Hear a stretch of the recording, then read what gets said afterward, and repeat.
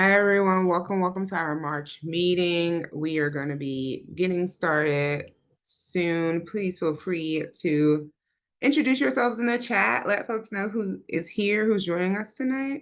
And I'm going to go ahead and share my screen so you all can see tonight's agenda. Oops, sorry, I don't know what's happening to the screen share. And we'll be getting started in just a few minutes. Thanks, everyone.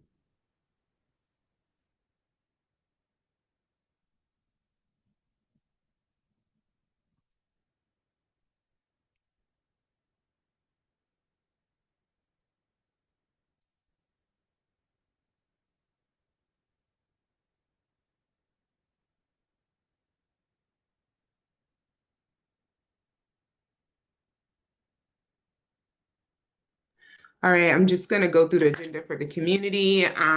We have a pretty good agenda tonight, I think. We have DHS director, new director joining us. Can y'all see me or no? You don't? No. What about it? Oh, okay, wonderful. Sorry about that. So we'll have DHS director as our main speaker tonight, and we're very much looking forward to welcoming DHS here. Redbrick is going to be coming back. They started talking to us last month, and apologies, Redbrick, we were a little short with you all because we were trying to get to that meeting. But Redbrick's going to finish presenting tonight about updates to the Bridge District. Many of you all attended Redbrick's open house, so thank you so much for attending. I hope you all found that useful, including some of the commissioners. DDOT has an announcement. DDOT is going to be joining our meetings most months to give announcements on the different projects that are happening. So we're happy to have DDOT with us. And then we might have an announcement from the Office of Tenants Advocates. There was a little confusion in the email. I was confused. So I'm not sure if they're going to attend tonight or next week. Then we'll have some updates from our council member's office, some updates for our MOCers. Oh, I meant to remove commissioner elections. Then we'll go into commissioner votes and before we adjourn in an April recess.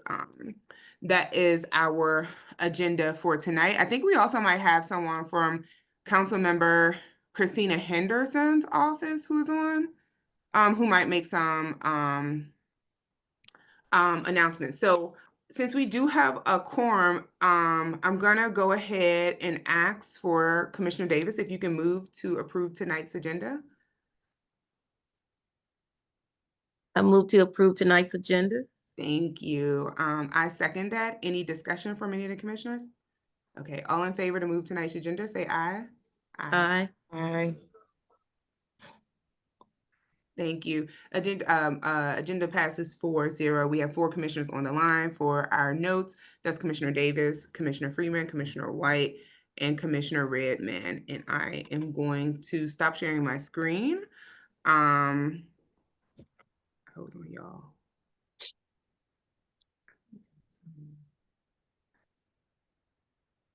Okay, I'm gonna stop sharing my screen once I can figure out how to do that.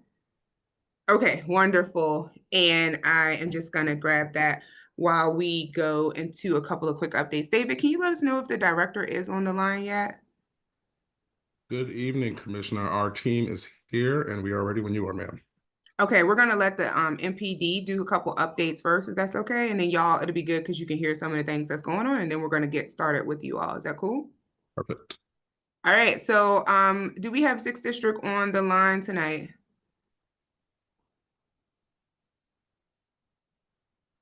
Is that Lieutenant Johnny Barnes? We can't hear you. Yeah, I'm here. I'm from 70 though. Okay, we'll go ahead and have you start. And if anyone has any questions for MPD, please go ahead and raise your hand or put those in the chat. But Lieutenant Barnes, have you go ahead and get started. Hey everybody. Lieutenant Johnny Barnes from the 7th District. I currently have PSA 701, Sector 1, so that's the Anacostia Business District, the Anacostia area. Just want to give a little update on our crime year to date, and really for the last 30 to 60. Still doing really, really well across the board. As far as for violent crime, we're down 25%. Property crime, we're down also 23%. So we got a grand total of 23%. total down. The only thing that we've seen a slight uptick in is our motor vehicle thefts in the last 30 days, and it's only by a difference of one. So we had 7 during the same time last year, and this year we've had 8 during the last 30 days. But everything else across the board is looking really good. I appreciate everyone. We've been trying to do a push concerning our thefts. We've had a lot of package thefts. We had a larger uptick during the holiday months. They're starting to die down, but we still want to remind everybody to continue to, if you want to get the packages shipped to Amazon locations. I believe some of the 7th district has several, to include the station, where you can get the packages shipped to pick up. Also, the same thing with your cars. If you can put the club on, if you can get an immobilizer, if you can make sure that you keep your valuables out of sight, those are things that tend to drive what we see. People are walking around looking in your car still and uh, trying to get whatever they think is in there. You may think it's nothing, something simple as uh, a white cord plugged in. They'll say they think it's attached to something, and so we see them breaking windows and doing that.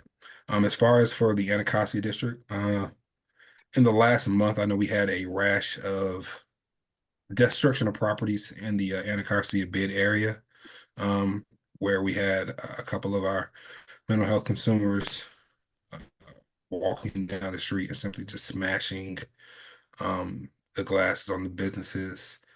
Um, Good thing about that is now working with the bid, we noticed that the bid has cameras up. They've got the lighting up completely for the area. We shifted some of our resources to that area to include having our officers coming and doing traffic enforcement earlier in the morning and doing just riding around early in the morning, starting around 4 o'clock in the morning, when there's really that break. Everything tends to happen around for us between 3 and 5. Um, so we've shifted that, try to address those issues. But for the most part, everything in 701 and 702, we're looking really good. Crimes down across the board for us. Anybody have any Lieutenant, questions?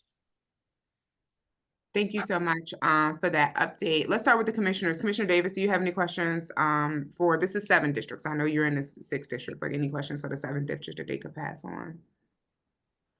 No, well, do you have any information on the shooting that just occurred on Minnesota Avenue on the Metro bus? No, not right off. When it happens on Metro tends to come out and handle it all when it's on the bus. So Yeah, I would have to go in and pull the stats on that and see. I just thought maybe you had some readily available information. I can contact Commander Hickman and get that information. Thank you. Okay, no problem, ma'am. Commissioner Foreman? Yes. No, I don't have any questions at the moment. Okay, what about you, Commissioner Redman? I did have one question. Will MPD be hosting any car tag giveaways in the near future? I can run that by our commander for 7D. Car tag you're talking about for the tracking devices? Yes. Air tags. Okay. Air tags, yes. I'm not sure if they have any giveaways, but I believe that you can contact your district, and if they have them, you can pick them up. If you have anybody that would like to, you can, forward them my email, and I can put them in contact with the person. They tend to have them on supply. So if anyone needs them, we should be able to get them to them. With the uptick, I think it might be nice to probably push some more public information out about those being readily available. Okay. Thank you. No problem. I see Miss Lynch asked, was there any arrests in reference to the destruction of property? No, they put a bolo out for the subject, but to date, we haven't got them identified.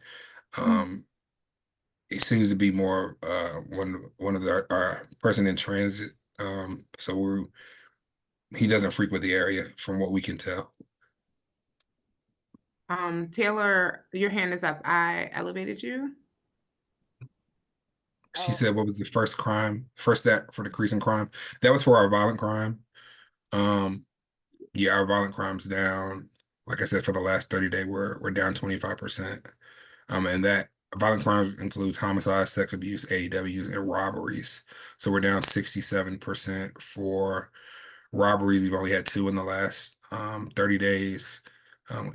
In comparison to the 6 that we had last year, our ADWs were at 7. We did have looks like 1 sex abuse, and between 701 and 702, we did have looks like 2 homicides in the last 30 to 60. Thank you, Lieutenant. And we do have Commissioner McKinney. Any other questions from any commissioners or any of our community members for the 7th District tonight? Yes, I have a question. Thank you, Commissioner Freeman.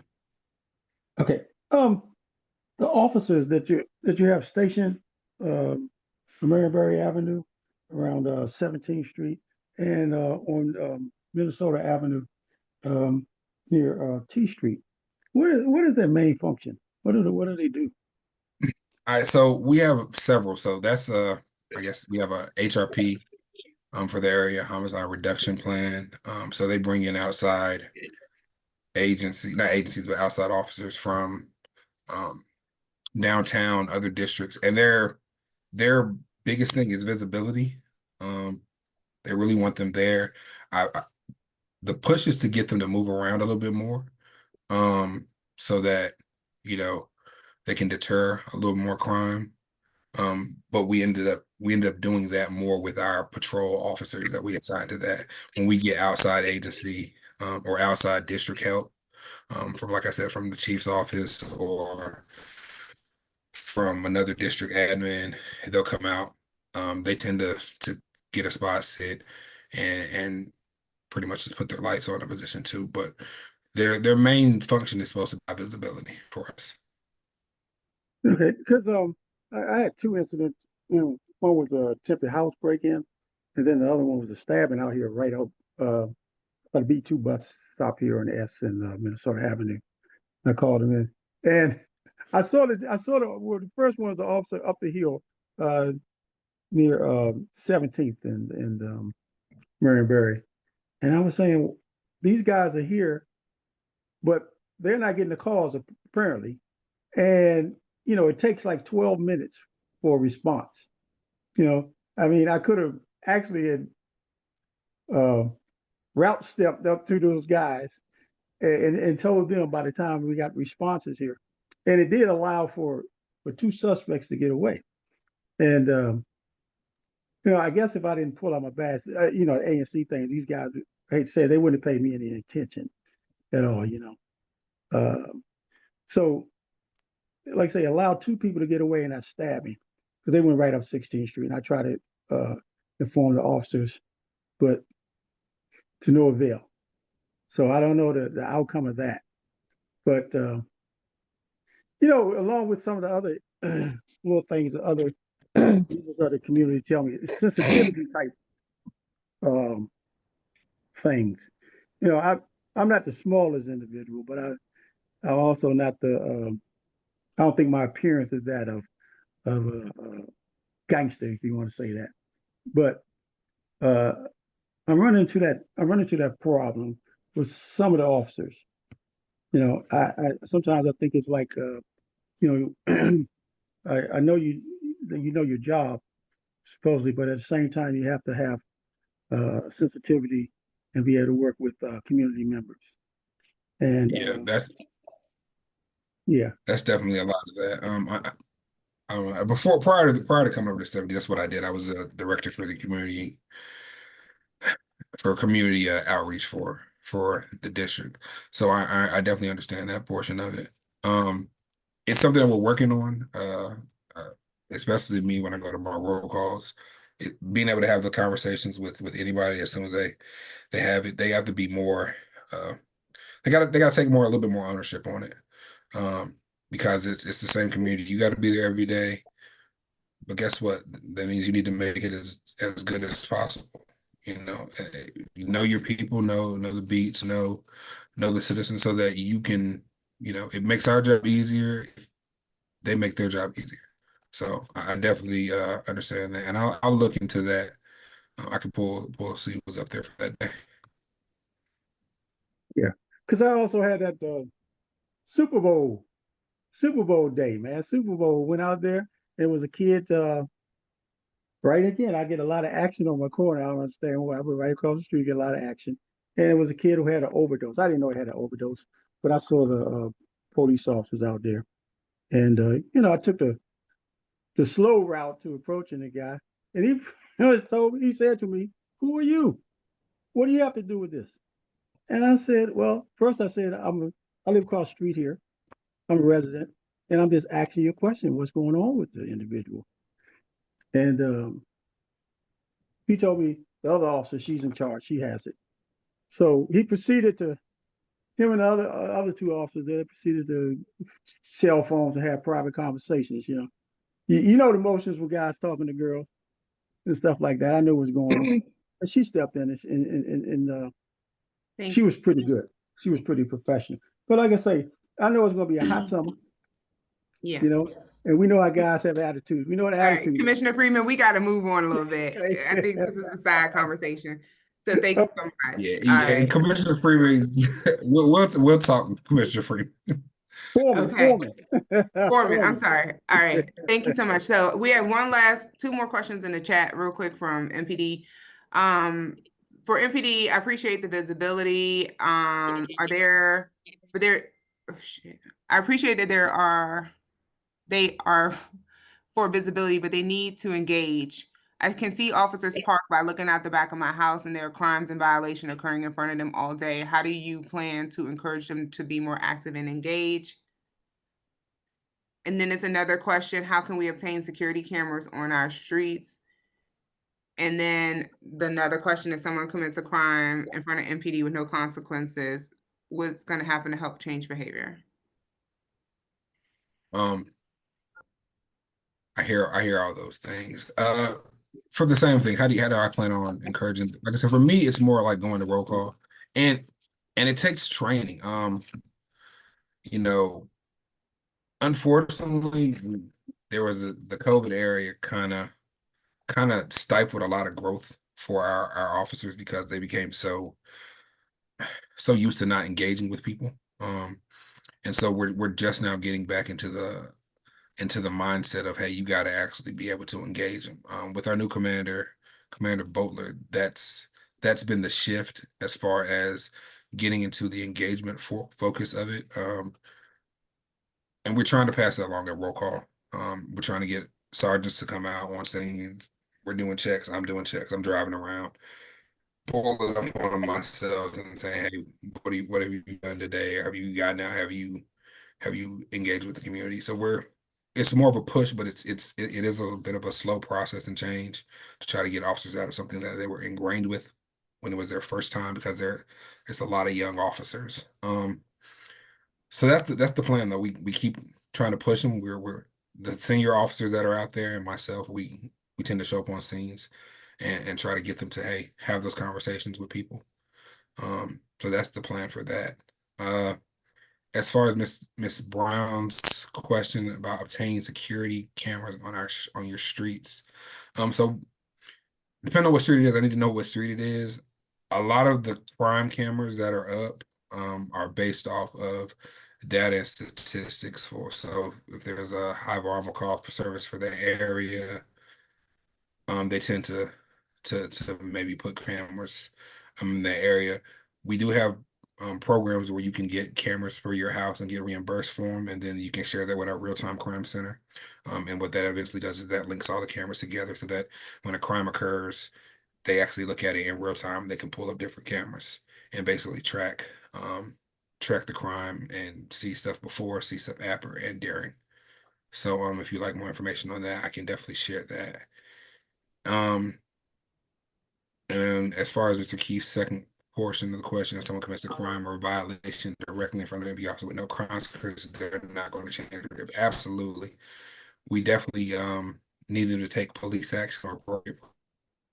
Said if you see those instances where officers is not doing it, definitely bring it up to you know, definitely bring it up to, you can either call the Washington phone or call the district station and let us know, and we'll try to address it from there. All right, thank you so much. We are going to, one last question. Tom, Commissioner Donohue, you do have an invite for tonight. It came from Zoom. So you have to look in your email from Zoom if you want to join as a panelist. I will resend it to you, but it came directly from Zoom, not from me. All panelist emails come from Zoom directly. We all got them. So if you want to be on camera and not as a guest, you have to log out from a guest and log back in under a panelist. All right, thank you for your responses. And then the last question is from Joyce at South Capitol in Brandywine Streets. Joyce, this is outside of our ANC. So Lieutenant, if you know the answer, could you answer that in the chat? But this is outside of our ANC. Yeah, that's down. I got you. I'll answer. Yeah, I'll okay. directly All right. message her. No worries. We're gonna move on. I forgot to do some of the votes for our minutes before we got started, so I'm apologize and do that again. We need a vote on our December 2024 minutes and our December 2024 special meeting minutes, which the commissioners have. That's from the previous term, but because the calendars work out that way, ANCs for new terms will always vote on stuff for previous terms. So can I get someone to move a motion to approve the December 2024 and December 2024 special meeting minutes? I move that motion to vote on the minutes for December 2024. In the special meeting for December 2024. Well, thank you. Can I get a second? I second. Thank you. Any discussion? Okay, all in favor say aye. Aye. Aye. Aye. Aye. Thank you. Aye. Motion passes unanimously. Commissioner McKinney, you have a vote for the ABRA, correct? Yes, I have actually. Is it 2 or 3 votes? I just was in a chat with Patrick, and he said we had a vote as well pertaining to the cultivation. That's what I'm talking about, the ABRA one. And we have one for Red Brick was for Lindsay as well. So I want to vote on that as well. Okay, let's do the ABRA first. And we can ask the commissioners if they want to vote now for Red Brick or after Red Brick's presentation to give them some time. But what's your vote for the ABRA? The vote is for ABRA for did not support the cultivation dispensary, right? Yes, ma'am. So if you can just move it, and the address is 116 Marionberry Avenue. 116 Marionberry Avenue. I moved a motion to not support the cultivation spot on 116 Marionberry Avenue Southeast. ABRA license. ABRA license for them not to have an ABRA's license and no support whatsoever from me as the ASU commissioner. Okay, so I want to just repeat that for everyone. Commissioner McKinney moves a motion to oppose the ABRA cultivation license for 116 Marionberry Avenue Southeast. Can I get someone to second that motion? I'll second that. Okay, we had a lot of seconds. So Commissioner Fria seconds. Any discussion? Okay, all in favor say aye. Aye. Aye. And what about Tom? He's still in the chat, or did you bring him up to a panel? He's up. I think Tom, is your aye or nay? Okay, motion passes unanimously.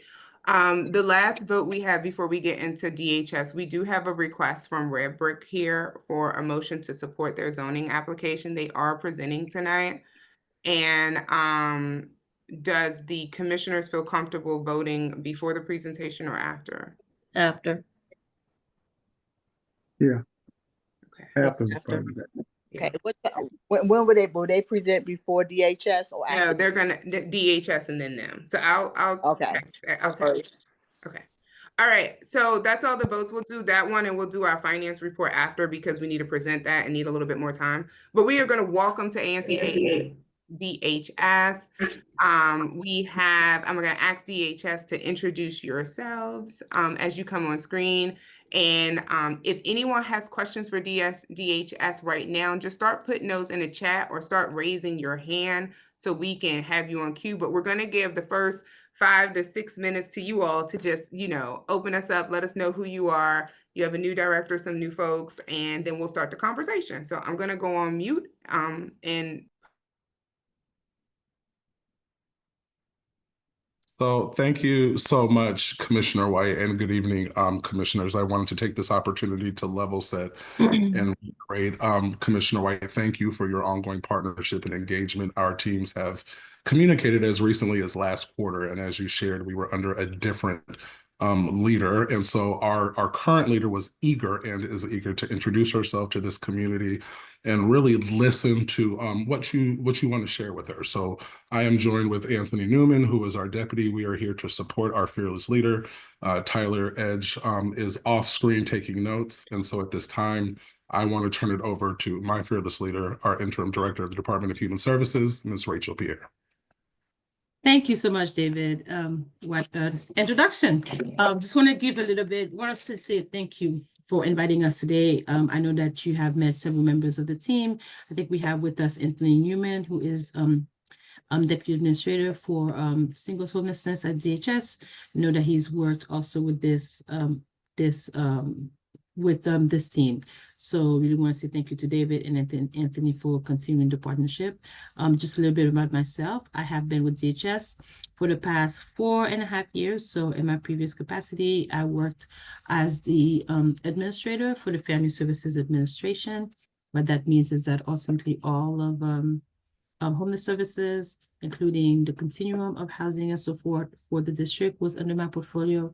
And I have been, this is my second round being interim. I served as interim director in the summer of 2023, where former Director Zaniger was on sabbatical, and I have been back as interim since January of this year. So as David mentioned, I think you guys are familiar with obviously Valley Place, which is in your neighborhood. I appreciate the partnership in raising the concerns that you have raised in the past. My understanding is that, some things have been resolved. And as David again mentioned, I am here to listen, to really kind of take questions, to answer any questions about DHS's programming, especially as it relates to the work that we do in your community. And yeah, so I really want to spend more time just listening, getting questions, and providing as many answers as we can, versus an official presentation when I would be talking to you guys about the work that we're doing. we really appreciate that, Director. I'm trying to spotlight everyone, y'all. I'm sorry, I'm having like a little Zoom technology issues. Okay. But I do want to just welcome you to just give a little brief overview. We have 5 new commissioners this term, so not everyone is as familiar with DHS. We don't need a presentation, but just a quick update for those who are can put you where.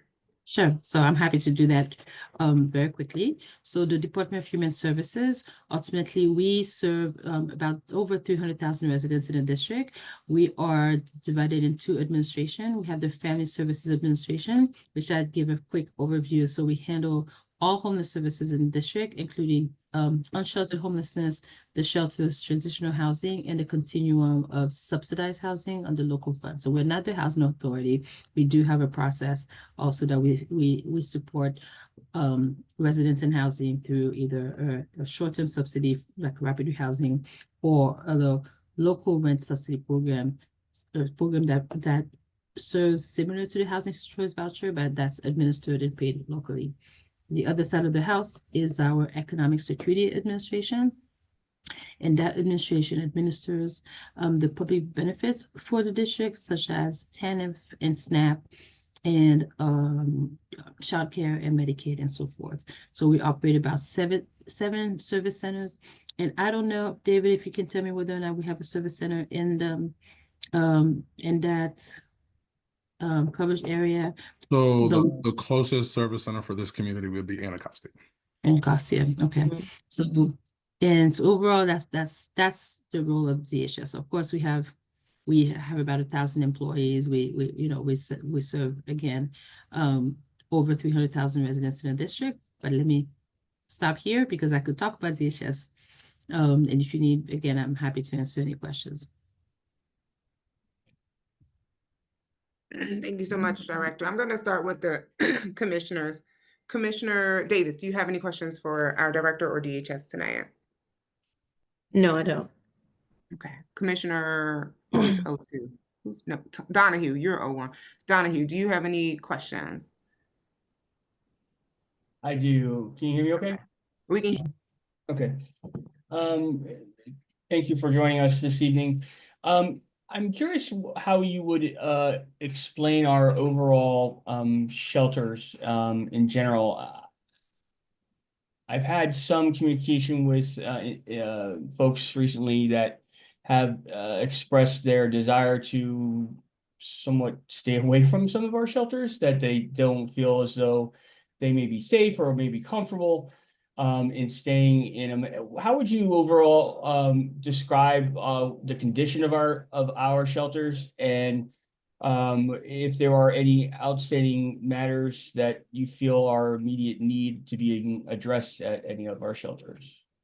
Sure. So let me start by talking about the shelters for families, and what we describe families in our space is any household with at least one member of the household that has a minor children, a child under the age of 18. So the district operates at 7 short-term family housing throughout the district. Each ward has a shelter except for Ward 2. So the purpose of having smaller shelters in each ward, so that it's a safer environment for young people. It's a space where young people, families can come and really have a kind of safe haven, be able to kind of get connected to services and move very quickly within 90 days to permanent housing. We are actually very proud of our family shelter system. They are, I can tell you, probably unlike any other jurisdictions that you've seen in the country, because we really have like state-of-the-art shelters. I mean, all of our most of the shelters in our district have won like architectural prizes, awards, and we have wraparound services, in shelters for families. And in the individual side, we operate for the most part low barrier shelters. So what low barrier shelter means is really a shelter without any precondition. You don't necessarily have to prove district residency. You don't have to be clean and sober. You can just really kind of walk in and share your name if you want to, or not share your name. Case management participation is available, but not required as it is to shelter stay. So that the majority of the beds that we have in our systems for singles is through the low barrier shelter beds. We have studies to sort of differentiate beds in our space. So we have a couple of different facilities that do not necessarily operate as the low barrier shelter. Valley Place, that's in your community. I think that probably at least not maybe the new ANCs or the community should be familiar with Valley Place, is what we call bridge housing. So Valley Place the residents are placed there by referrals from the system. The majority of the residents are matched to like a housing resource. So they have a pathways, whether it's a permanent housing voucher or a temporary or a short-term housing subsidies, such as rapid rehousing for individuals. And then the purpose of being in Valley Place is to really help them move to permanent housing. We do know that when residents may be matched to a resource and they are experiencing unsheltered homelessness, meaning that they're on the street, it's sometimes difficult for outreach to kind of find them. So that's why we have a couple of other interventions outside of the low barrier shelter. While I do think that the district is working very hard to improve our shelters, like we have a plan to at least touch either for renovating or replace each low barrier shelter for singles in our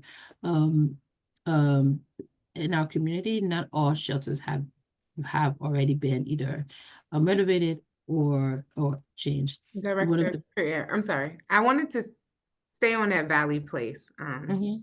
and Friendship Place, conversation, since you did bring it up. And Commissioner Donohue, if you have any more questions, we'll come back to it.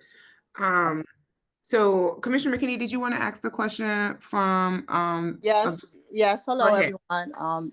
I don't want to be dismissive to the constituents in our community that lives in this area, and I know one of their had a lot of questions pertaining to Valley Place.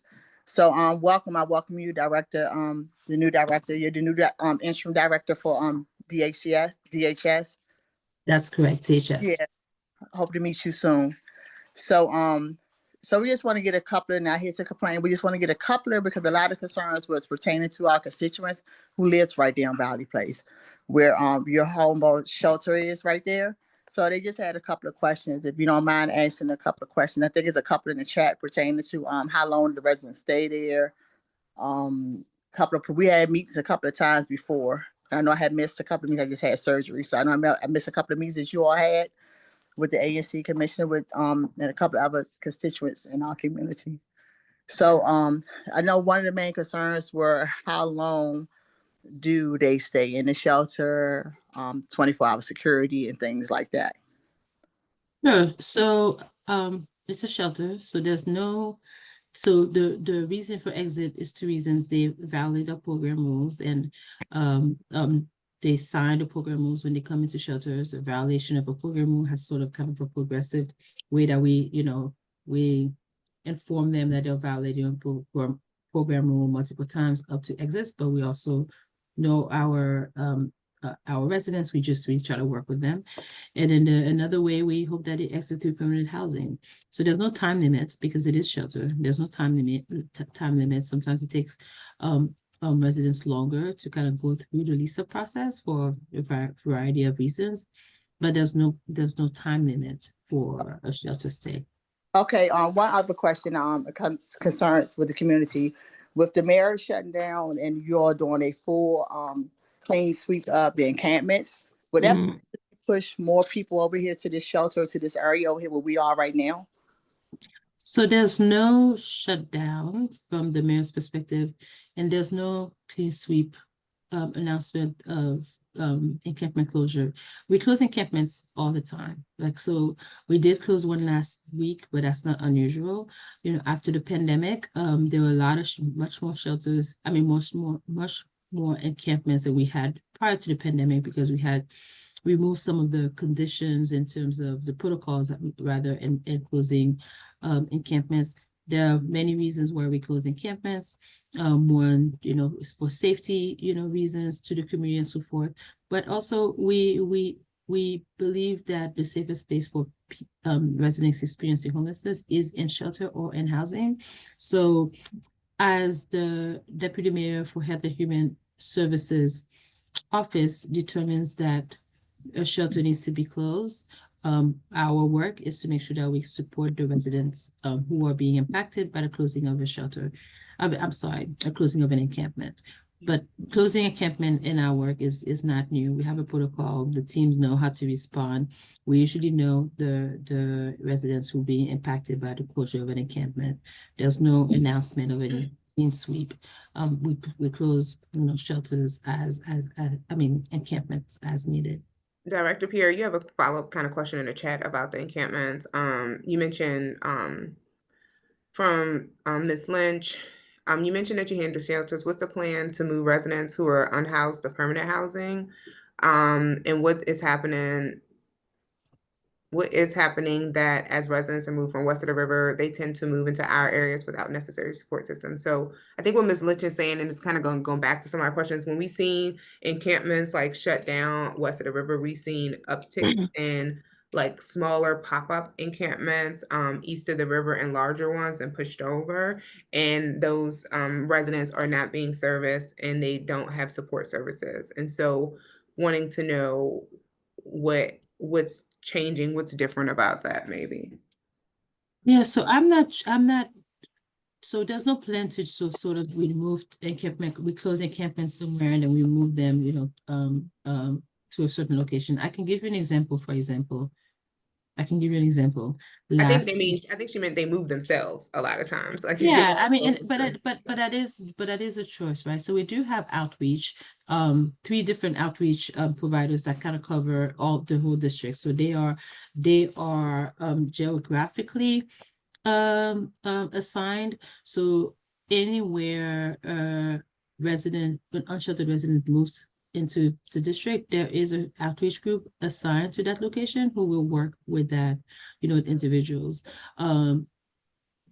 Sometimes it takes longer to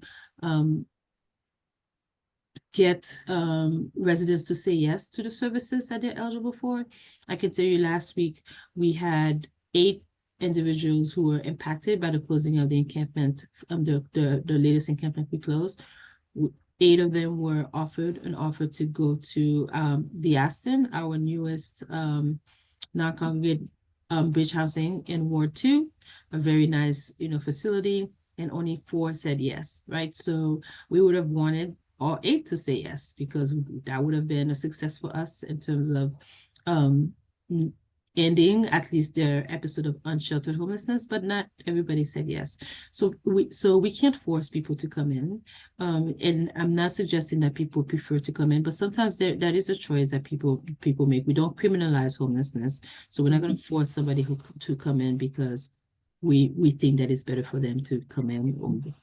one of the things that we've noticed is that in AA, and I'll speak in my single member district, some of the people that are experiencing homelessness, they also have mental health needs and they have behavior needs, and it just doesn't seem to be a lot of coordination between DBH, DHS, and whatever other agencies need to be responding. And this is something we brought up, to DHS in the past and DBH, and just under the umbrella of the deputy mayor's office. And I want to understand how you're increasing that coordination, especially with the services you provide over here, knowing that any time of the day on Minnesota Avenue and Marionberry corridor, we have like 100 to 200, 300, 400 people. We start at Boone and go down to 16th Street. Many of them are unhoused. Many of them have desperate needs that need to be met. And it just doesn't seem to be any coordination or action unless the community is like calling. We don't see a lot of outreach. Is that correct, commissioners that are up in Fairlawn too, seeing government outreach? I don't see any outreach, and I'm out there almost every single day. So the outreach that we do just looks different than what the community sometimes assume that outreach looks like, right? So there's a lot of coordination that happens. That's just also not seen. We have confidentiality for our residents, so we can tell you what coordination looks like, but I can't tell you, hey, Miss Smith, who's in a corner, who's experiencing, behavioral health crisis, this is what services that she's receiving, this is what she says yes to, this is, so I can't go into those details. But I can tell you that the coordination happens. Is it going to always look like or feel like, because we often feel like, okay, if this person were receiving their services or they were being checked on, they would not be in a corner of the street. So they must be in a corner of the street because nobody's checking on them. And I understand that's probably what I would think if I was not in this space, right? But all I can say is that our outreach teams are out there all the time, rain or snow, oftentimes 24/7. During hypothermia alert, there we have 24 hours, shelter hotline who goes and picks up, individuals. There is a threshold, and that we force somebody to come in when they are experiencing a behavioral health crisis. So there is a protocol when we FD12 someone, meaning that we involuntarily bring them in, so they have to be endangered to themselves into the community. So there's a threshold to take somebody's liberty away in terms of forcing them to kind of come in. And oftentimes somebody who's talking to themselves and maybe being mean to passerby, that they don't meet that level. But I can tell you, for example, that same person, if it was hypothermia conditions outside and this person was walking around with shorts and a t-shirt, we would bring them in, right? Because they would be a danger to themselves. They would be involuntarily taken in because they are not appropriately dressed for the weather. For example, they could die of hypothermia. So that's a different sort of like threshold of what constitutes an involuntary commitment. Let me go to Commissioner Davis and Commissioner Donohue. Commissioner Donohue, you have a question. I see you off mute. I wanted to know how would Davis we and go. Donohue. Go ahead, Commissioner. Excuse me. I wanted to know how would we go about getting in contact with that community outreach person that would be assigned to our community. That way we can work with them when we have individuals in our community who are in need of help. Because as I stated, I am out there on a daily basis and I talk with them, and a lot of them do want to get services. And sometimes they're telling me that they do have a caseworker, but they're not being responsive and no, they haven't heard from them. So I would just like to know who that person is assigned. I'm not asking to find out any information about the individual, but I would just like to be the person who can advocate for them and make sure that they're getting in contact or being connected with the person that's assigned to my community. The only thing honestly that you could do is call 311, even if somehow somebody were, even if that person were to give you the name of the caseworker and the caseworker's phone number, and you were to call that caseworker, technically the caseworker should not even confirm or deny whether or not this person is in their caseload. I'm not asking for their individual caseworker. I know. Yeah, so I'm explaining to you kind of how it would work. So that's why I'm saying the only way it would work would be 311, right? So 311, and we put the information out there when you have concerns for somebody, safety concern for someone who's experiencing homelessness. 311 is the best.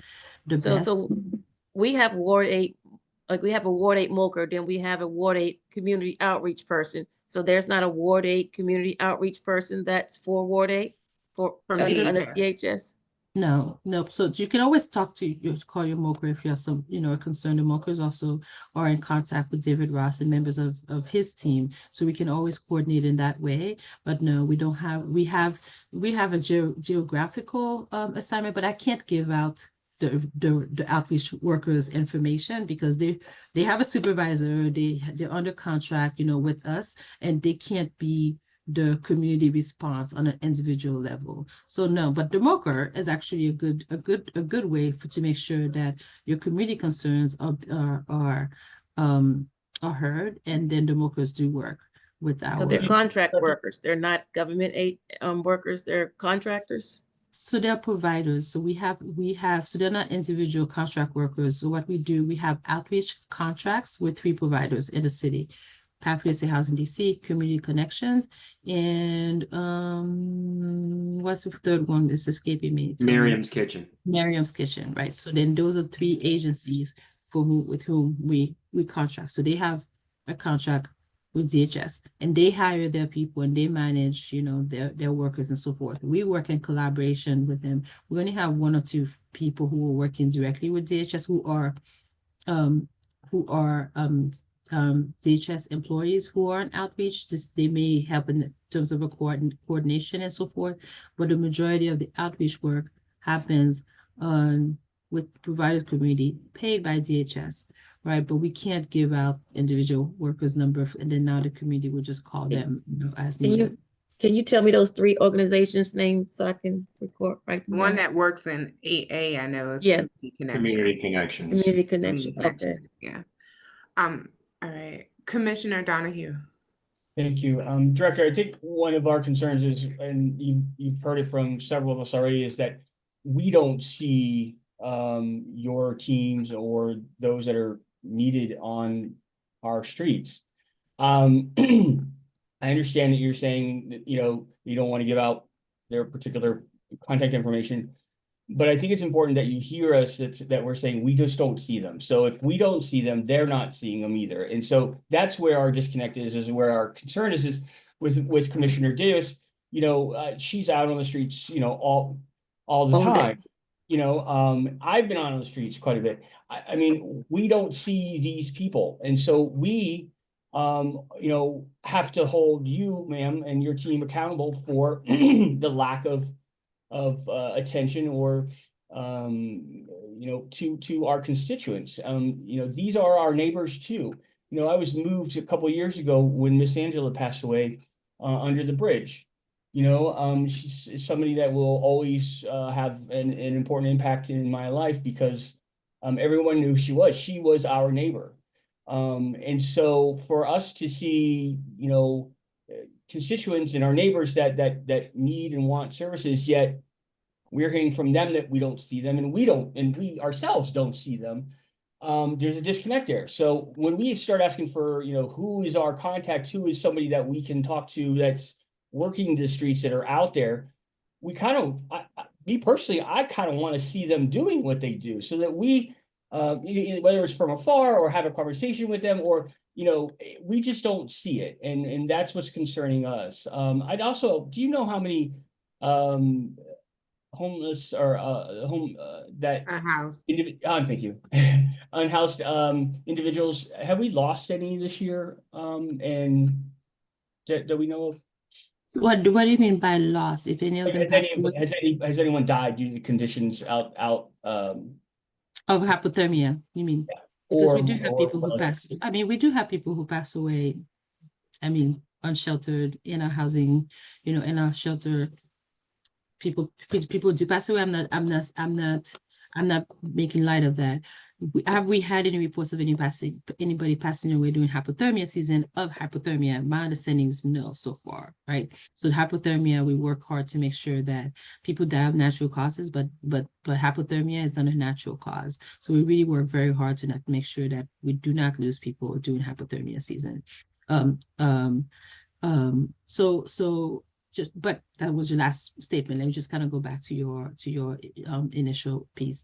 I mean, I think that, and David, maybe I'm putting you on the spot. I think David is a good person also when we really feel that, hey, there's a problem, there's a crisis, and he can always get the information. I mean, the reality of the situation is that services are not, again, unless you're probably sitting next to someone all day, you're just not going to see when they're being provided services. But I talk to them regularly.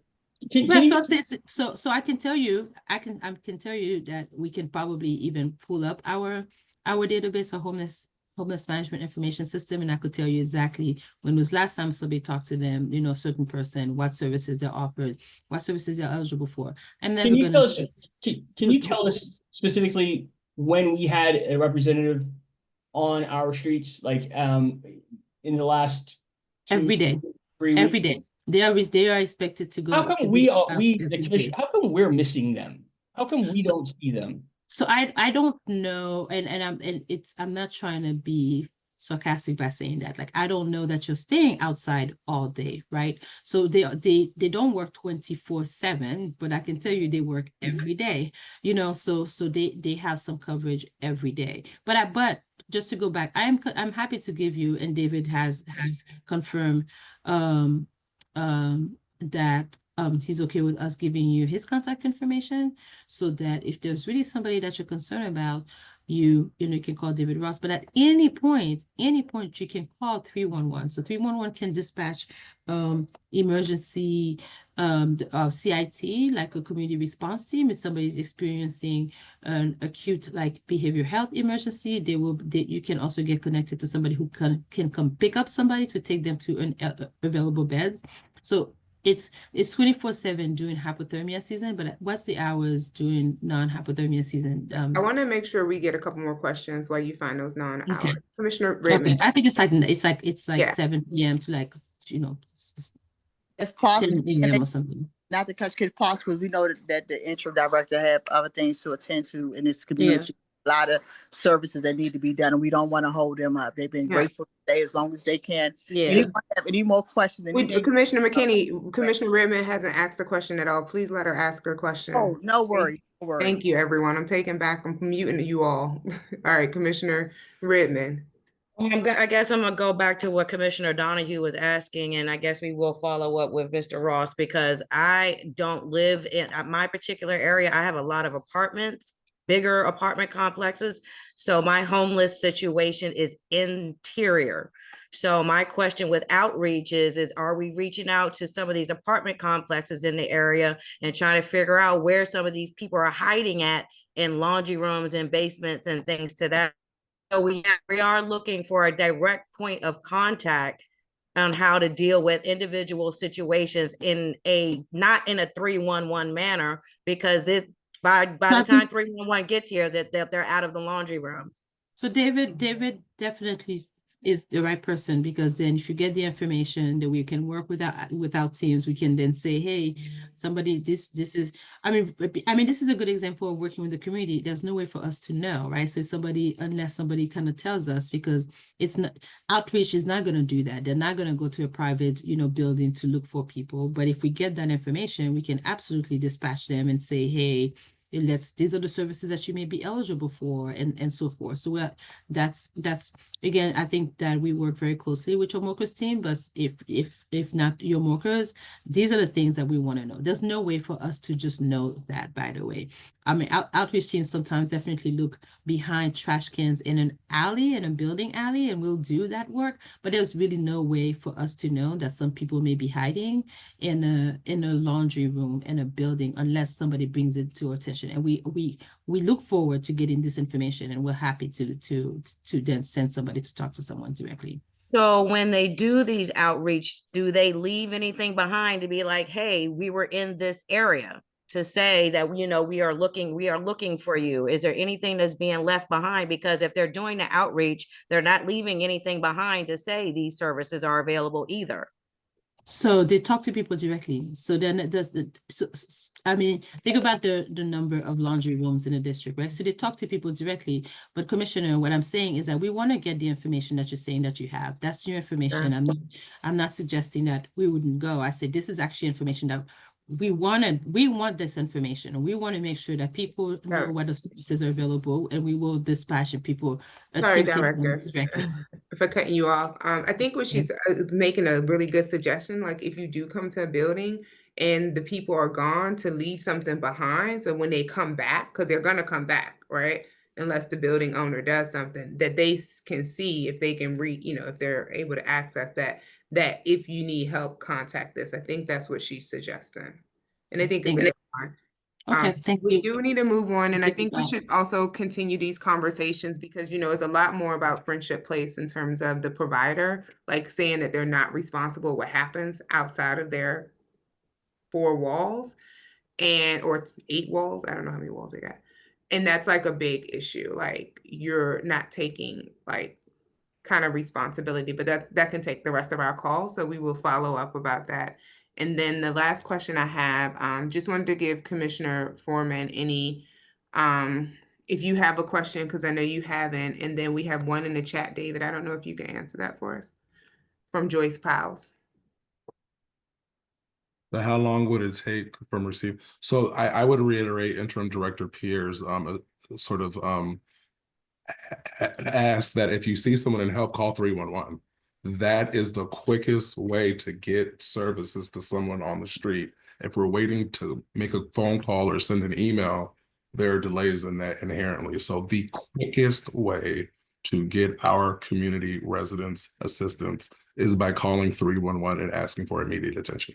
Is that like kind of like they're going to get the same response like 911? You'll be someone within 10 minutes, 15 minutes? Is there any kind of like standard? I can't think, and that'll be the last question. I can't speak to 311, but in responding to your question, that is the quickest way to get on-call emergency help to a resident in emergent dire need. Okay. Joyce, if you ask your commissioner to email 311, we can ask them if they have some guidelines around that. Okay. All right, Director Pierre, we appreciate you coming. Commissioner Foreman, any questions from you? Oh, no. Okay, all right. Thank you. I think we probably should have a follow-up conversation, at least with David Ross and other folks, because there, still is a disconnect between what community is seeing and asking for, and I think what's being provided. So we look forward to that, Commissioner. Thank you for inviting us. Thank you. Thank you all. Good night. Good night. Next, we're going to welcome up Lindsay Morton with Raybrick. Lindsay, you have the floor. Awesome. Thank you, Chair White, and thank you to the entire commission. I want to make sure y'all can hear me. I haven't heard that you can't, so I'm going to keep talking. I'm here with my colleagues who may also be named Lindsay Morton, but they'll introduce themselves along the way. We have a short follow-up presentation that includes some updates on the Bridge District project overall, excuse me, and as well as updates on Phase 2, which many of you were able to join us at our open house and you saw our plans. We've taken some inspiration from your feedback and evolved the plans just a little bit, just wanting to include what we heard from you all at the open house. So I will share my screen now. 1 second, please. And then we have a short presentation, which, okay, did not start at the start. Okay, here we go. 1 second. All right, so again, many of you know us, but for those who don't, I am with Red Brick LMD. We are a community-minded developer based here in DC, doing a lot of work in the Ward 8 community. Many of you may know us through our iconic Sycamore and Oak project, which is up in Congress Heights. Also on the campus of St. Elizabeth's East in Congress Heights, we recently delivered the new Max Robinson Center, as well as the district townhomes. There's an 88 townhome development that we were really proud to offer. A lot of our work is really just using community inspiration, looking at community challenges and needs, and figuring out how we can respond through the built environment, really taking a focus on sustainability and people, and wanting to make sure that we're doing our very, very best to protect people and the planet and really create a lot of joy and energy and transformation through our projects. This here is a site map which shows the Bridge District. We're going to be talking about this project tonight. The area in red here, if you can see my cursor, is officially the Bridge District. It sits between the Anacostia Metro Kiss and Ride and the foot of the Frederick Douglass Memorial Bridge. We've been happy to have a lot of activity happening there at the Bridge District, including delivery of the first phase, which is a 3-tower building that you'll learn a little bit more on the next few slides. I think what's important to note about the Bridge District is we are aptly situated between Anacostia, which most of you obviously know and love, and Navy Yard. And we are really drawing inspiration from both East and West and looking at being a connecting neighborhood, also a connection into what is now Anacostia Park and what will be the future Poplar Point. And so because of that, we have a lot to draw on for inspiration. We have a lot of feedback and a lot of input about how the Bridge District takes shape. And for us, one of the big key points of feedback was really creating opportunities for folks to walk and bike, really access the great outdoors, even in a community where you don't typically sort of consider urban living and access to nature as being companions. We have that at the Bridge District, but also this incredible focus on carbon reduction, as well as activities that are going to really create a lot of vibrancy for residential, retail, recreation, and more. So again, I've sort of shared that, but this is, an emerging neighborhood where we're really looking at delivering on a lot of commitments, right? First to our planet through sustainable design and operation, but also to the many neighbors we've talked to over the years, and really truly decades about how this community could be a special offering for all of those, whether you live there, whether you visit, whether you work there. We want to make sure the Bridge District really comes to life in a way that it feels like a special place for all neighbors and all visitors. And a lot of our work so far, before we've introduced the first 3 towers, has really been about community building. We've kicked off with Sandlot Anacostia, followed by DC Frey. We're going to be continuing that work on Howard Road with a big emphasis, again, of just bringing people to Howard Road, to the front doors of these 3 residential buildings for obviously tours and learning about living there if people so choose, but really just learning about how to come and stay and be a part of all that we're doing. So the first 3 residential buildings are up. Stratos and Alula are actively leasing and touring. So if anyone listening is interested, I'll drop the link in the chat at the end of the presentation for y'all to learn more and tour. And again, whether you are looking for a new house, apartment house, or place to live, I would still say go by, visit. You may be able to refer a friend. We're definitely looking to get the word out far and wide. So encourage you all to at least explore the website, sign up for more information, tour if you can, and be able to tell folks about these two great buildings in your neighborhood. And here's where we are today. This was taken on a cold winter day, unlike today where we have a lot of sunshine. But I enjoy this picture a lot because it shows just the active work that we're doing on both sides of the street near phase one. We have these residential towers that are expressing out of the ground right again at the foot of the bridge, where there is a lot of activity from cars, but also pedestrians and bikers going into the park. Directly across from us, we have a really cool retail zone, outdoor open air through Sandlot, through DC Frey, and through some other programming that we'll create. And then later in the year, we're going to see the ground floor take shape with restaurants, with Atlas Brewworks, with a gallery space, and much more. So on both sides of the Howard Road in this phase, we're going to have a ton of activity and a ton for neighbors, visitors, and residents to do. But tonight we're here to talk about phase two, if you can believe it. We're off to the races here. We have a design review case that is before the district. And essentially what you all have had the opportunity to do over the course of our outreach is really opine with us on what this phase should look like. So design review is really about centering that we have a plan and a thought for what phase two should look like, but we want to hear and know more and continue to learn about how that supports community goal and vision, and how we can really align there. So I'll kick it over to my colleague, John, who'll talk a little bit more and get us into the design review. Hello, thank you, Lindsay. I'm John Kilborn. I'm on the development team here at Red Brick. And thank you so much to 8A for the time today. We really appreciate it. So Parcel 5, which we are talking to here, is shown in the red box, which is adjacent to Stratos, Alula, and Poplar House, which is shown in the white box, the situation where we're looking at on the previous slide.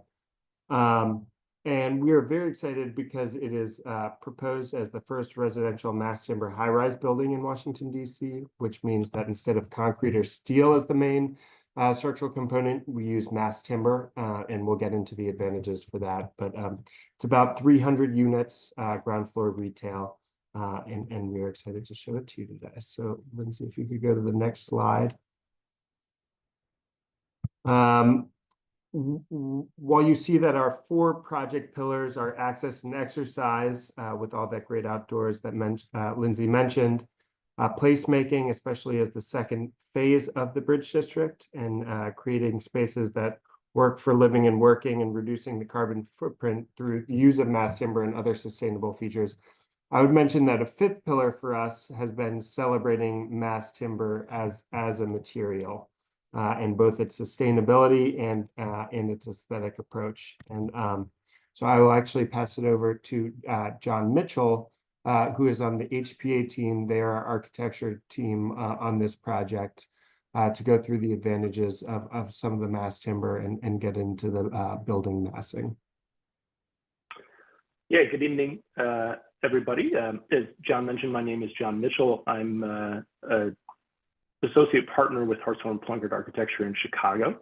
And we, as an architecture firm, have carved out a strategy where we want to do more mass timber buildings because there are a lot of advantages to designing and building with mass timber. And we're really excited about this project here and what it can bring to the neighborhood. And so I'm just going to go through really quickly some of those advantages of timber, because I know that we've don't want to take too much time here, but first of all, mass timber, it's made of wood. It's really simple. It is large, but the technology is such where you can create large buildings that have the same fire resistance as a steel or concrete building. And so local codes have been updated to allow this technology. And manufacturing is catching up to that. And so that's something that we're seeing as a new and emerging opportunity. So there's the fire resistance component of it. This building is 12 stories of mass timber on top of the 1-story concrete base. Other advantages of mass timber, as you can see in the bottom right image, is just the natural beauty. You get to expose the wood on the interior of the building, and you have that biophilic component to the interiors, which always looks quite beautiful. And then lastly is the sustainability component of it. A mass timber building can reduce the carbon footprint of a building by up to 20 to 30% relative to a similar concrete building. And one last thing I'll say about mass timber is just the simplicity of the structure is something that is key, and that's something that we're trying to do with the building design here. So I'll quickly go through the program. As you can see with the first floor, we're fronting all of the Howard Road frontage is retail. We've actually located the lobby on the west side where we have this passageway between the previous phase and this new phase, so that we can activate North Howard Road and provide as much ground floor activation in accordance with the North Howard Road zoning goals. We'll go to the next slide. And then when we move up through the rest of the floors, floors 2 through 12 are all residential in a U shape. We're doing a courtyard that faces to the north to Poplar Point, to the park, and then has views towards the monuments across the river. And that continues all the way up through 12th floor. And then up on the 13th floor, the top floor is some amenity space for the residents. And in a nutshell, that's the program. So I'll kick it back over to John Kilbourne. Yeah, and I see that we just have a minute here. So one thing that we did do is we heard input from OP and from the neighborhood that folks really like the access to the outdoors. So you'll see we've gone ahead and added balconies to the north along Howard Road. And also on the next slide, you will see that we've converted this north facade. This is a previous, we've made it a glacier north facade. So you really look out onto Poplar Point and the Anacostia Park there and get a little bit more access to that natural beauty. We're abiding by the 1-to-1 setback, and as you'll see here, 1 floor of retail and then 12 floors of residential and the 1-floor penthouse with some amenity space here. As I said, approximately 300 units. Mass timber has the advantages of being more sustainable, 160 parking spots, 7,400 square feet of street activated retail, and importantly, 12% affordable per our NHR zoning. And half of that will be, the square footage of that will be made of 3-bedroom units. And here is just a timeline showing where we've come. It's inclusive of the groundbreaking for the phase 1. Right now, we're obviously rounding out quarter 1 of 2025. We've had some great meetings with the Office of Planning. We've met with many of you already. We've met with your ANC commissioners, both formally and public meeting and in separate sessions. We've toured, and we're here today again just to kind of update you on our plans and announce that we are planning to move forward with the zoning hearing. We'd love the ANC support on behalf of community, and that is our presentation. So I'll stop sharing and turn it back to you, Chair, for any questions. Thank you so much. I'll start with the single member district commissioner. Commissioner McKinney, any questions for Red Brick tonight? Hello, everyone. And thanks again, Lindsay, for coming back out to present. So I'm trying to figure out, I know you had 2 actions before as far as for the dispense was for the brewery. I don't know if that changed, but now you're asking just for a letter of support for their zoning project that you all are doing right now. So tonight we're here asking for support on behalf of the community for the design review hearing, essentially acknowledging you've met with us. We've been able to capture community feedback. We've actually even incorporated the feedback in some of the most recent designs, and the ANC would be saying you are in favor of us proceeding with the designs as we've presented them. No worries. I know the community. They chatting in the chat. They're chatting about the project. You all been very attentive and not dismissive to the community. And I'm sure they support your project as well. If not, Great. I doubt that, but I'm here. Sounds good. Well, thank you for your support and your partnership too. It's been great to hear from community members through both you and Chair Jamila White as well. Thank you. All right, let's go to some of the commissioners to see if you all have any questions. Any of the commissioners have any questions? Okay, start with Commissioner Davis.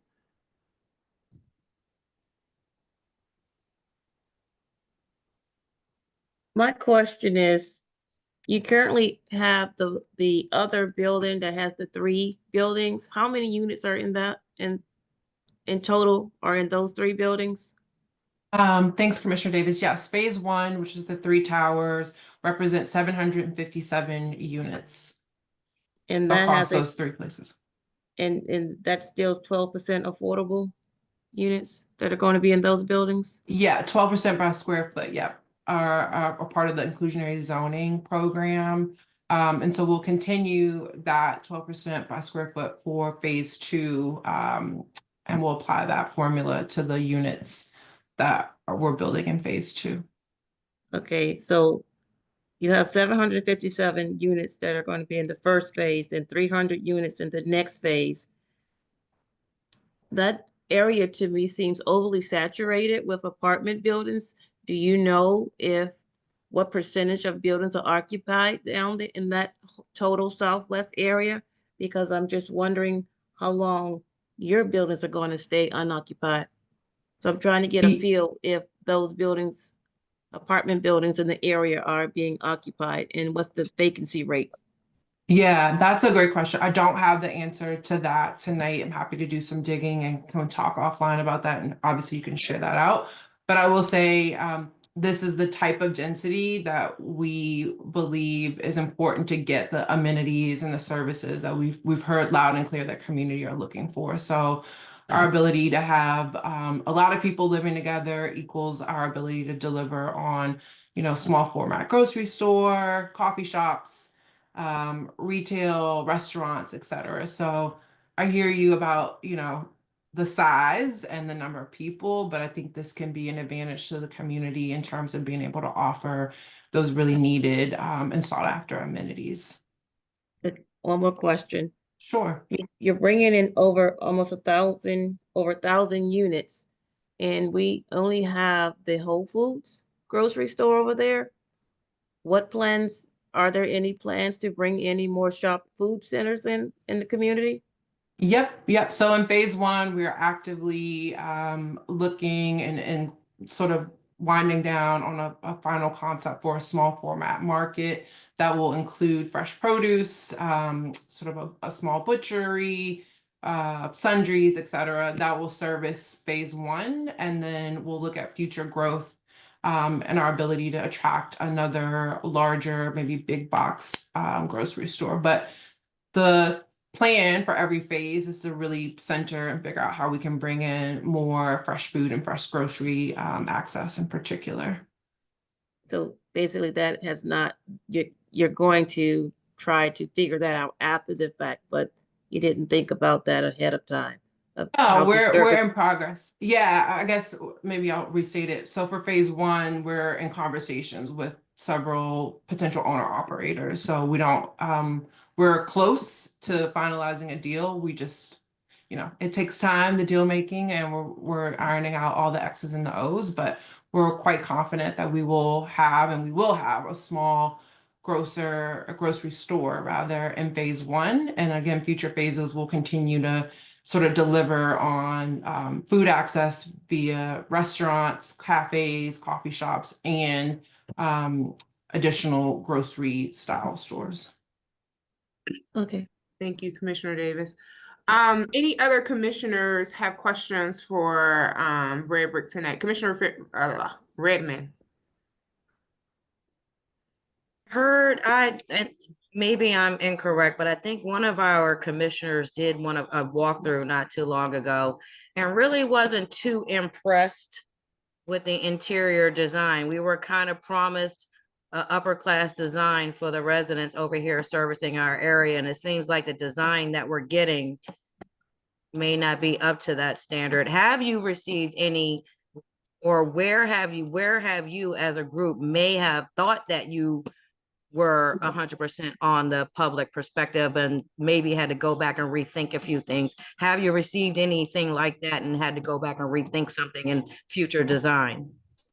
Yeah, thank you, Commissioner. It's nice to meet you. I don't believe we met. You know, disappointed obviously to hear that not everyone was sort of impressed with the building. I think we are we take that feedback, right? The interiors, you know, go through a lot of different changes, a lot of different reviews, a lot of different designers. I think the tours and the open houses are really great opportunities for us to get real time feedback from folks who live in the community and apply that going forward into future phases. And where there's opportunity to make edits in the current phase, we can certainly take that into consideration too. I personally have not heard sort of that feedback directly from anyone, but it's not lost on me that that could be out there. And so I definitely would encourage everyone, yeah, to continue to share in with us, tour, let us know what you think, and we can absolutely be considerate of those types of feedback for future phases. My colleague John Kilbourne in particular is going to have the pen and really be working closely with an array of experts on both the exterior and the interior. So it's good to have that input early in the process. I attended the open house and I left some feedback about how underwhelmed I was. Okay. I want to get to some questions in the chat. Thank you, Commissioner. So I'm looking at your average rents, bed and bath at 3K. Are you incorporating any affordable units? Yes. So again, we'll have an affordable unit mix. The affordable units will be programmed through the inclusionary zoning program that's offered by the district. And yeah, absolutely. We're going to continue to offer affordable units as well as market rate units across the entire Bridge District. Also, I see in the chat as well, Lindsay, someone talked about the CBA agreement. I know you all have made some commitments already as far as beautifying the community. Can you just give a couple of things that you have done so far and what you plan to do in the future? Yeah, absolutely. I mean, in terms of the CBA, we spent a lot of time even before me talking about that as a document. I feel really strongly about where we are now, not sort of having a legally binding document, but a really, I think, amazing partnership that is continuing to evolve and grow with the ANC, where we can take a lot of input and apply what we have already sort of stated by way of interests, and turn that into real initiatives. But in terms of things that we've done already, we've dedicated project funds to turn parcels 1 and 2 across the street from phase 1 into open air community spaces for entertainment, food, and recreation. The project funds have also to date supported over $150,000 in contributions. So for things like the MLK Day Parade. Sorry, Lindsay. I don't want to cut you off, but we can do that. I just want to sorry. know there Okay. is no active CBA with. There is no active There is no CBA, and there, but we are sort of actively, and you and I talked last week, we're sort of committing to a partnership where we'll continue to talk and really figure out how we can respond to some of the pressing needs in community that go beyond the buildings and the work that we're doing. Couple more questions in the chat. How much is an affordable unit? Another one from Mr. Pressbury, 12% affordability by square footage. What does that mean? So I'll just give you I'll answer Mr. Pressbury's. So for the first phase, 757 units, 12% by square foot yields about 85 or so units that are designated as affordable. And there was a question about the rent. I'm sorry, Chair. What would affordable unit cost? I don't have that offhand, but we're targeting the like 30 to I'm sorry. I've got that one pulled up in front of me. Oh, great. Okay, thank you. The 50% MFI for studio is just short of 1,200, and then 1,270 for 1 bedroom and 1,520 for 2 bedrooms. And then for 60% MFI, it's $1,400 for studio, $1,520 for 1 bedroom, and $1,830 for 2 bedrooms. Could you put that link in the chat? Because you're looking at the IZ website. So these rates are set by the government for whoever asks that question about the rates, because it's a part of the inclusionary zoning program. And inclusionary zoning is open up to the entire nation, so anyone can apply. And then last question we have are, can you comment on the types of types of food? I think you already kind of went into that. Yeah, I mean, I think I saw interest in organic, but we've been using bodega internally, but it's going to be for phase one, because we are building up, it'll be a smaller market. But the idea will be you can go in, you can get fresh produce, you can get toilet paper, you can get dish soap, you can get sponges, maybe aspirin. And then as the neighborhood grows, we hope to evolve into a bigger traditional box store. I won't mention the brands, but y'all know, I've heard Trader Joe's, Whole Foods.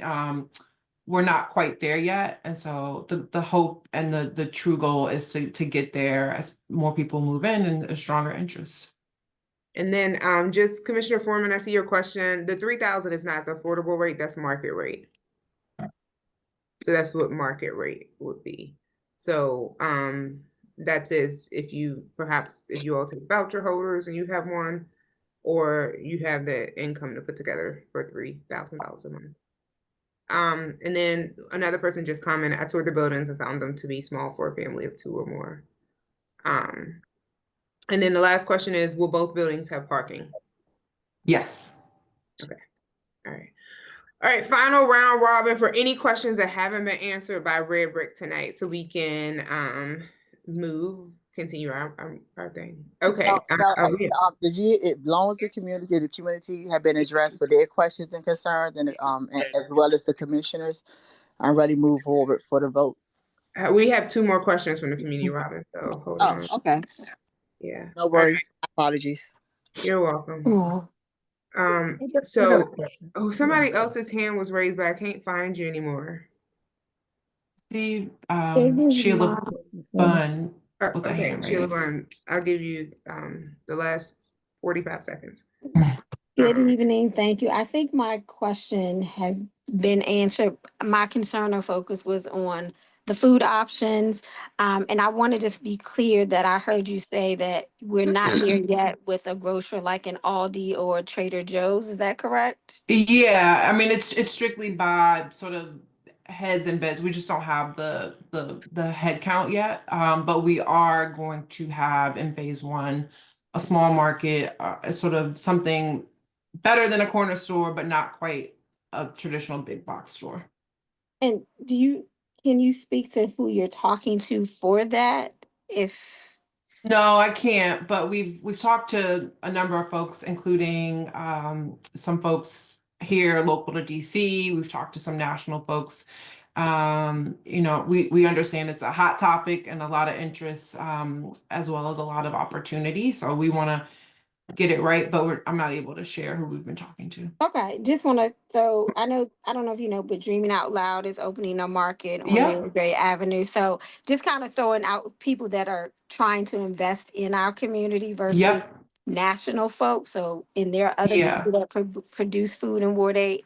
So just throwing a plug to those folks that are already trying to feed us. Yeah, I'm close with Chris. We've talked early in phase one. It didn't work out with us, but I'm glad to see that he's going to be in Ward 8 and nearby. And so that will also bolster our ability in future phases to continue to attract great brands. And phase one retail, all of the brands are local DC brands, including Melange, who's Ethiopian, French cuisine trained chef. Atlas Brewworks, Sandlot across the street. So our identity too is to really amplify and highlight the best in class here in DC and particularly here in Ward 8. So thank you, Leslie. We are sorry. Thank you. Kind of behind. Hold on, Robin. Let me wrap up. We got to move forward. I am. Other constituents want to ask questions. Thank you. I'm wrapping up. Let me get. Thank you, Sheila Bunn. We appreciate you and your questions. Yeah. So, all right, commissioners, Red Brick is in front of us asking for our support for their design review application. Lindsay, can you put in a chat the design review application number? The zoning, the whatever your zoning application number is. Sure, I sure will. Thank you. So they're looking for our support, for a letter of support, when they go to the zoning commission, they're saying that we support their design review for phase 2 that they are working on. Phase 1 is done because it's already constructed. Just so you all know, there are 3 or 4 phases, 5 phases of this project. There are a few more phases. Yeah, I don't, Like- but yeah, probably, yeah, we'll probably see at least another 4 to 5 phases. 4 to 5 phases of this Yeah. project. So, commissioners, are you all ready to vote if you want to support their design phase for phase 2? Yes, moving forward with the vote. Yeah, I'm seeing some head nods and shakes. Do you're ready to vote for it tonight? It's in my SMB and we moving forward. Okay, Commissioner McKinney, Okay. we hear you. I need to hear from the other commissioners who have to Yes. vote as well. Okay, Donohue, you say yeah, you're comfortable moving forward. Davis? Yes. Okay, Redman and Foreman? Uh, right. yeah. Okay, all right. Commissioner McKinney, it's your vote, like you said. You want to make the motion? Yes, I make the motion to move to, I move to. Motion to support the project with Red Brick for their new zoning for, was it, zone, Howard Road. huh? Is in the chat? So will Commissioner McKinney moves a motion to support Red Brick zoning application for the design of phase 2 for the Bridge District. This was just for phase 2, right? Okay. So I'm gonna repeat that so everyone has it. A motion is on the floor from Commissioner McKinney. Commissioner McKinney moves a motion to support Red Brick's zoning design application for phase 2, parcel 5 of this project. Do I have a second? No. A second. Is that Redman who seconded? Yes. All right, any discussion? Any discussion from commissioners? All right, let's vote. All in favor, say aye. Aye. Aye. Hold on, I'm gonna do a roll call. It's getting 8801, how do you vote? Aye. 8802, how do you vote? Aye. 8803, how do you vote? No. 80 no 4. 8006, how do you vote? Commissioner McKinney, you already voted aye. And then I vote yes, support. 8807, how do you vote? Yes. Okay. Yes. 80 yes, and 8805 will vote yes. Motion passes 4-1, 5-1. All right. And we still want, as later on, we would still want to address why the other commission didn't support, so we can address her concerns that she has as well. That's still important. I think it's extremely It's important. very And I think important. it's Yeah. important that we Yeah, also talk Ridge, about, that's right. That's right. also talk about a written agreement, Lindsay, even though you don't have to have a CBA. All right, so let's move on. We have a request from Tamika Anderson, who's here for a grant, asking us for a grant. So Tamika, you have a couple minutes. We've gotten your grant application. And then after Tamika, we'll go into some quick updates. So we'll get an update from Wendy Glenn, DDOT, and then Councilmember Henderson's office, and we'll be getting out here right at 9 o'clock on time. All right, Tamika.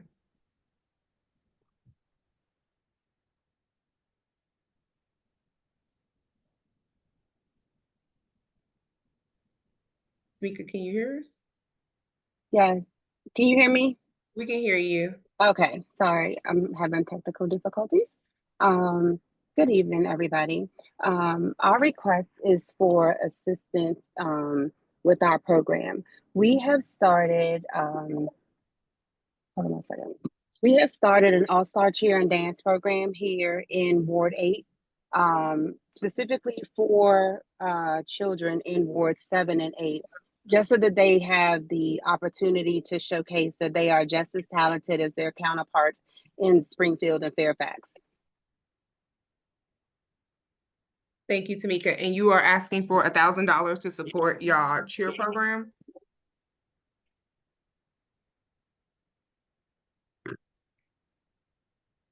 All right. Thank you. So as she said, they asked for a grant to support their cheer program. that does this out of school time programming for Ward 7 and 8. The youth, they need new uniforms. The uniforms will belong with the organization and not with the students. So we will vote on that. Any questions for Tamika? No. All right, Tamika, we'll vote at the end when we vote on our last few votes for our budget and stuff. All right, I think we have an update from Wendy Glenn. Is Wendy Glenn still on the line? Yes, Wendy Glenn is here. Go ahead, Wendy. Oh, of course I am. Where would I go? Hi.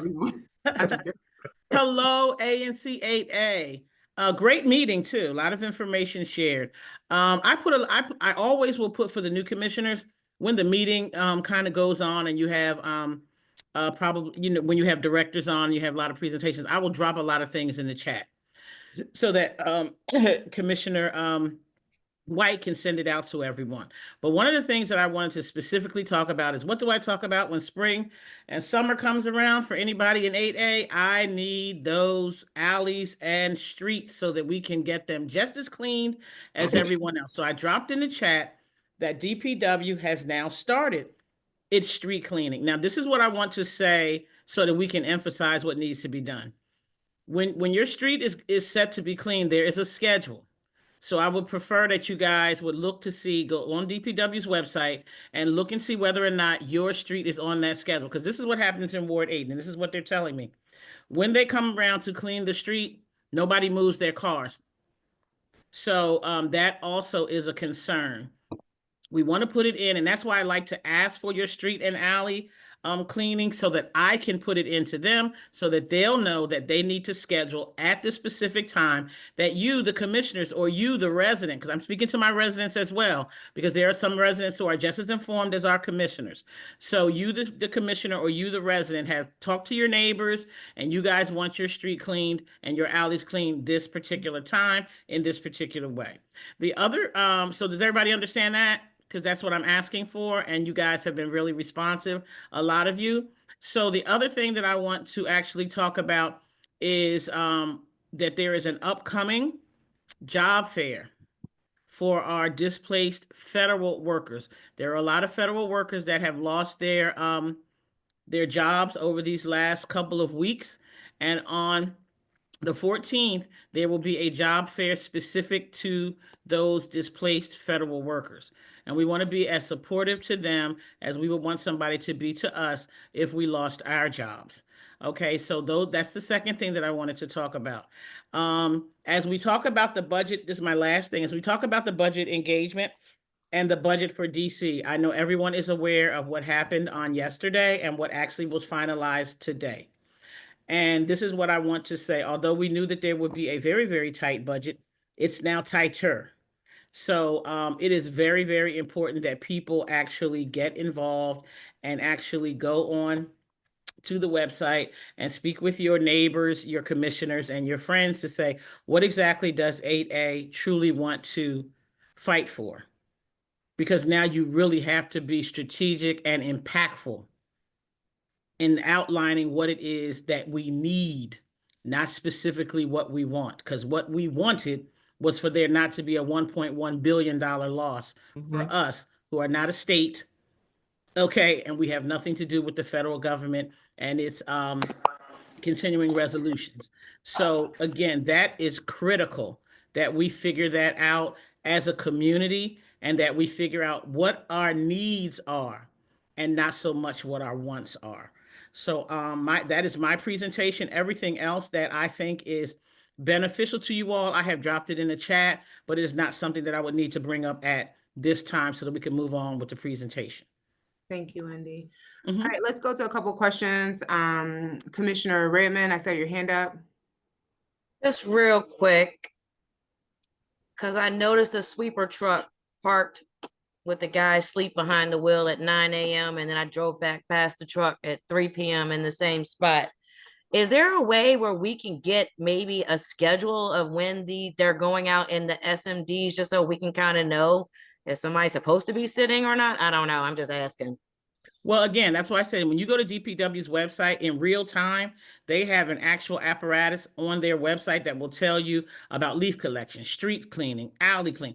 All of that is on their website so that you can avail yourself of that. Type your address in, and they'll tell you whether or not you are scheduled for street cleaning. This is in another SMD. I'm just trying to be proactive and making sure that somebody's not sitting on our dime. The truck was sitting there. The truck was sitting idle. Yeah, the truck was sitting idle. Address. But again, Okay. if you know the address, put the address in and see Okay. whether or not they're supposed to be out there, Okay. at all. Got you. Thank you. No problem. Commissioner Donohue had a clarification question for you. Sure. Tom, what's the question? You just said something to the effect of how and when they do this cleaning. Okay. I just wasn't sure exactly what you meant by that. So I'll clarify. We have options. No. So I'll clarify. When you go to the DPW website. I'm looking for now. Excuse me? I'm looking for that link right now, actually. Yeah. So if you go to the DPW website, it's dpw.dc.gov. If you go to the DPW website, you can actually look on there, and they will put a schedule of street cleaning on the website. It's one of their links, like they did with snow and like they did with leaf collection. That also will be on there, and you can type your address in, and you can see, is your street or is a street that is adjoining to your SMD, is there supposed to be street cleaning, and in which day and in which time, so that you can alert your residents. And then Commissioner Foreman, last question to you.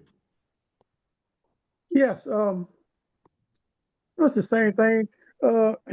My question was, we still have a bunch of residents who don't have internet access.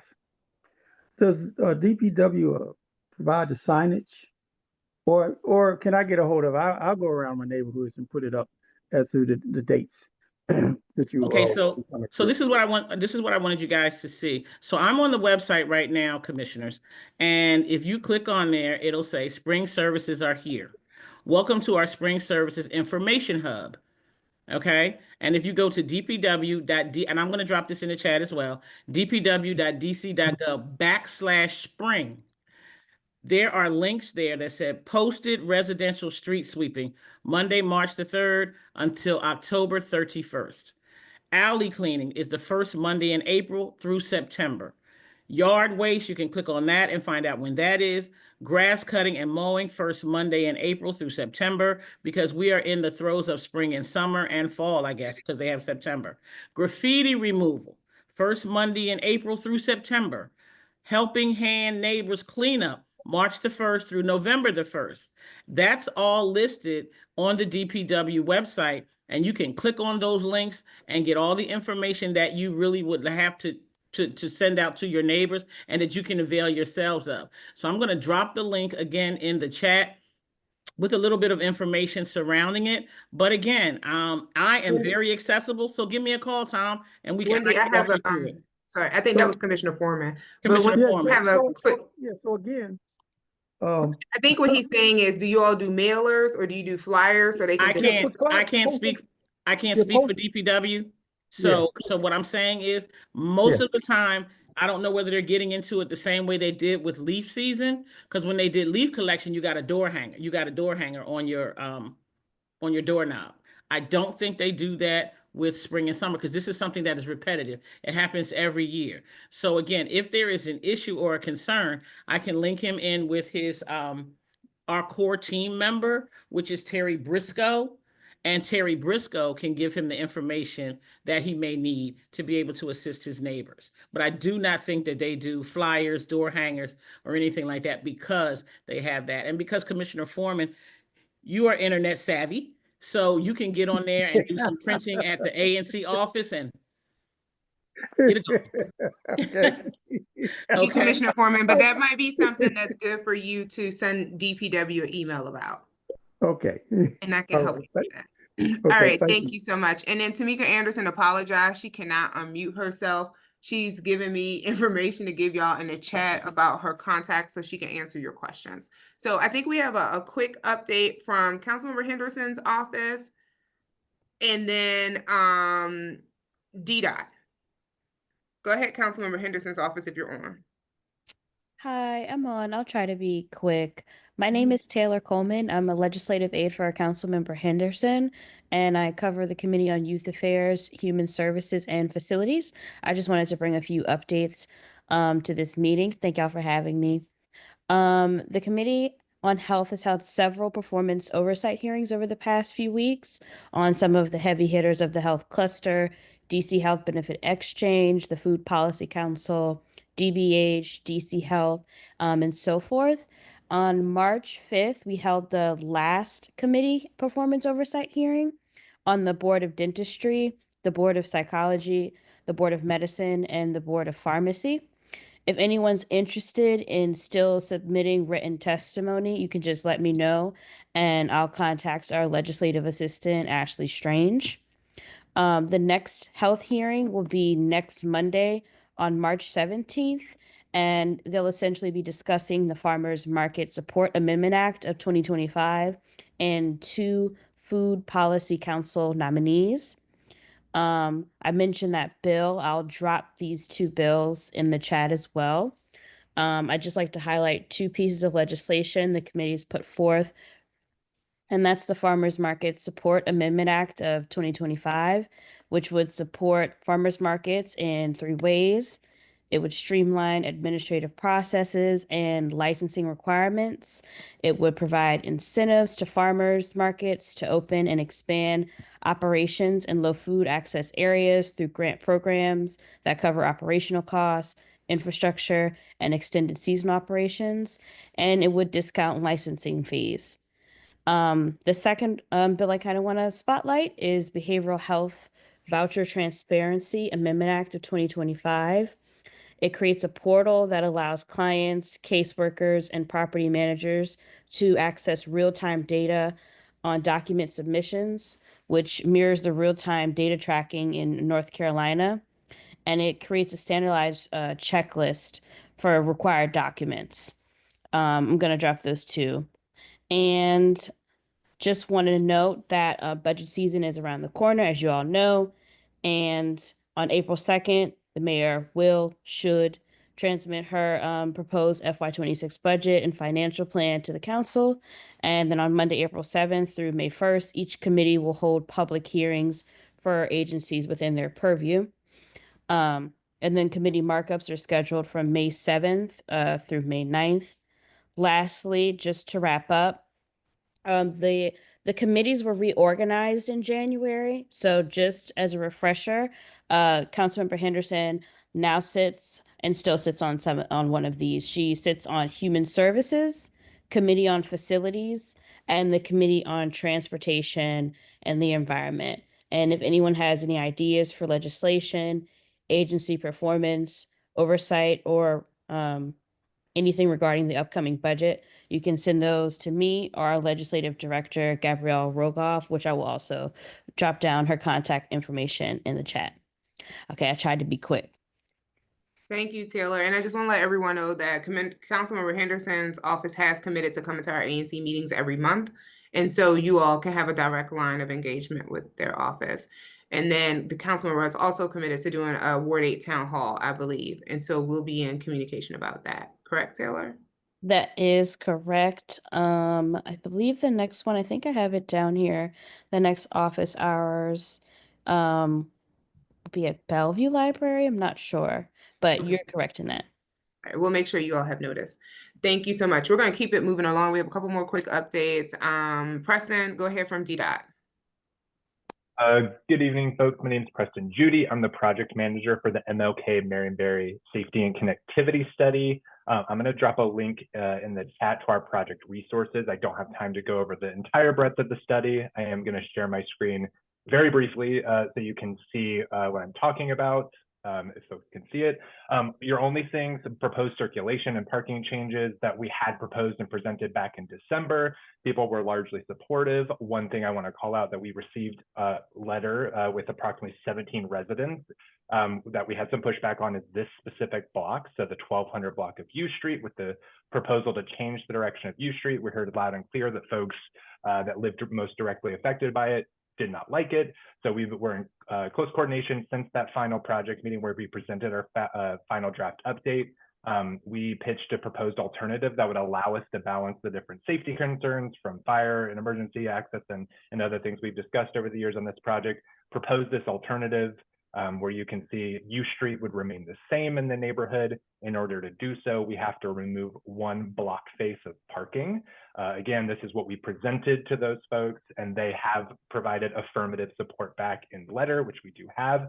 I do want to say it is one single block face on the north side where folks have off-street parking accessible from an alley, and it is most directly affecting the people that have requested a change in order to accommodate their concerns for U Street. We have heard loud and clear that room parking losses is not generally supported. This is very targeted, one block. And I want to add, we will be adding full-time parking on both sides of W Street in front of Union Temple as part of these plans. And so the overall offset for the neighborhood should be even to maybe slightly positive. So I wanted to really clarify that. Because yes, the business district, well, you yes. know those businesses, that's one of the, okay. 100%. And this was a surgical alteration to make it happen and to get things moving forward. This does not require additional traffic analysis. We've already done so. And then we would just convert this one small block of 13th Street to two-way with no parking impacts. So we understand it's not exactly what we pitched. It's that we promised minor updates were feasible, and I would update you. This is requested and supported by the folks that were concerned about that. And this is what we're going to move through to the design phase, where we will come back with design plans. Are you all doing any more big town halls or mappings like you did at the library or the schools? No, I'm always happy to talk with folks and bring the plans to them and talk to them if there's anyone specific in mind. But no, we've finished the larger community engagement phase. Yeah. All right. Well, thank you, Preston. If anyone has questions, I mean, not questions, but just Preston puts his contact information in chat. He said every month he'll come and give us a quick update like this so we can know where the timeline is for that project. And so we appreciate DDOT's commitment for continuing to come. And then let's see, OTA, did you want to make any announcements? I know you all were just with us for a community walk a couple weeks ago. Yes. The main thing, I mean, a lot of you all know that the Office of Tenant Advocate is an independent agency in the district government. We've been here for 18 years. The main thing that we want everybody to know is we've moved to a new location. We are completely open for business. You can tell your residents if they need legal or technical assistance with, with their housing or with the landlord. We are open for walk-ins now as well as call and email. But we are open for walk-ins from 8:45 to 4:45, Monday through Friday. Thank you, Christopher. And we welcome you all, and we'll continue to make connections with our tenants like we have been. If anyone has questions for OTA, please do talk to them and get his contact information. Go ahead, Commissioner Redman. So where's the new location? We're at 899 North Capitol, across the street from Gonzaga. The buildings, it looks like they kind of readdressed. And then do you have Commissioner Redman's number? She represents Marbury Plaza. She lives in Marbury Plaza. So y'all might want to connect. I'm pretty sure she has our number. I think y'all might want to connect. Look at her face. Okay. All right, I'll let y'all connect. And Tom, I think he just answered the question about the office. Okay, so Dietrich Williams from Capitol Hill Boys and Girls Club, you are our last speaker for tonight before we go into some ANC updates and votes. Thank you. I am here this evening because we're doing a Murals Festival in Anacostia this spring. And we're coming to you guys tonight asking for support or input rather for a thematic portion of the Murals Festival. That portion is called Community Impact. So the exterior of the 16th Street wall will have 14 to 17 murals dedicated to community figures who have made an impact in Ward 7 and 8. But we definitely wanted to hold 4 or 5 spaces for Anacostia. And we wanted to ask who, because we don't know. We know some people, but I'm sure there's more for us to hear from people who are directly at Anacostia who have made an impact. Of course, so we're just asking for suggestions, and we would need photos of these people because we're going to paint 6 feet by 8 feet portraits of each of these people in black and white on the exterior of 16th Street. And it is the Murals Festival is of 8 themes, the overall theme being community. And so, yes, that's what we are here for this month. And we'll come back next month. Hopefully we can reach some more people to get some more input from the community. Thank you. That is excellent. Do you have like a flyer or something you share with us so we can share out to people? And I definitely think we want to tap our schools to make sure they know that this is happening too. Say that again, Jamila. I'm sorry, that first part. Do you have a flyer or something we can I share? do. Okay. Can you Yes. can you drop that for us and we'll get that out? When is the deadline to submit? We try to get it. I mean, we can get those all the way up until the April 18th, Okay. April 17th. So Okay. April 21st, we were going to start. On April 21st, that Monday. And so we should start with the first 17 to 20 murals on that day. Wonderful. All right. So April, right around tax day, and we'll send that out. Wonderful. Sure. Thank you, guys. Okay. Wonderful.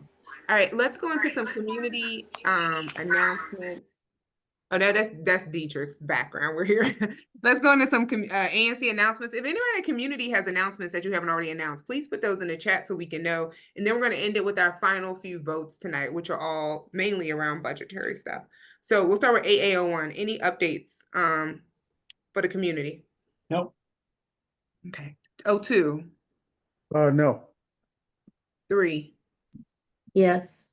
Okay. I'd like the community to know that I am working on 2 working groups dedicated to trying to clean up the business corridor on Minnesota Avenue. We have not had much success, but we are working diligently to try to clean that up. And on Thursday, we are having a table resource event right in front of all of the shops. So we'll be bringing resources to the community as a way to try to connect the residents with resources. That's all I have. Thank you so much.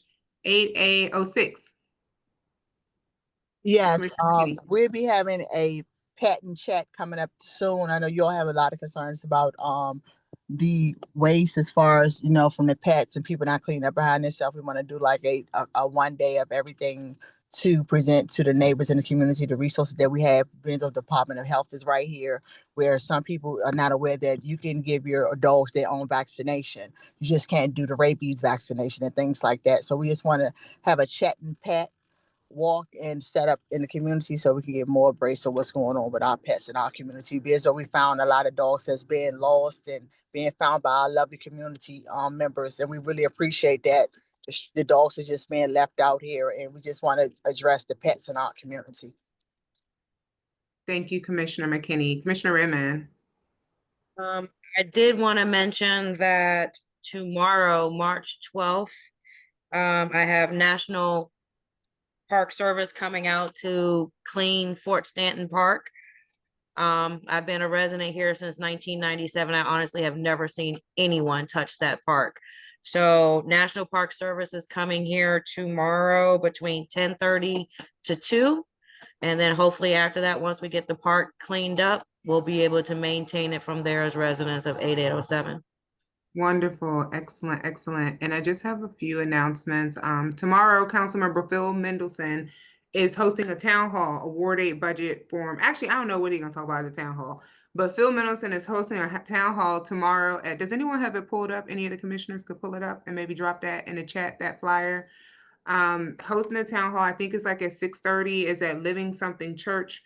We're going to put it in the chat and let you all know exactly where that is going to be. And so I'm looking to one of my other commissioners to drop that in the chat for me. Also, the State Board of Education office let us know that they are having a, let me see. What is it called? I'm sorry. Recess, advocate at the Capitol on March 13th at 10 a.m. at the Senate Hart Building Atrium on 120 Constitution Avenue Northeast to try to protect funding for DCPS, because as a lot of people have known, funding for our schools is under attack with the overall Department of Education. So that is recess at the Capitol Protect Our Schools, March 13th, 2025 at 10 a.m. in Senate Hart Building. I'll send this out to everyone. If I do not have your email addresses, please put them in the chat so I can add you to our listserv, or you can email your individual commissioner if I'm not your commissioner to add them to your listserv. Thank you, Reverend Wanda. The meeting with Councilmember Phil Mendelson is going to be at Living Word Church tomorrow.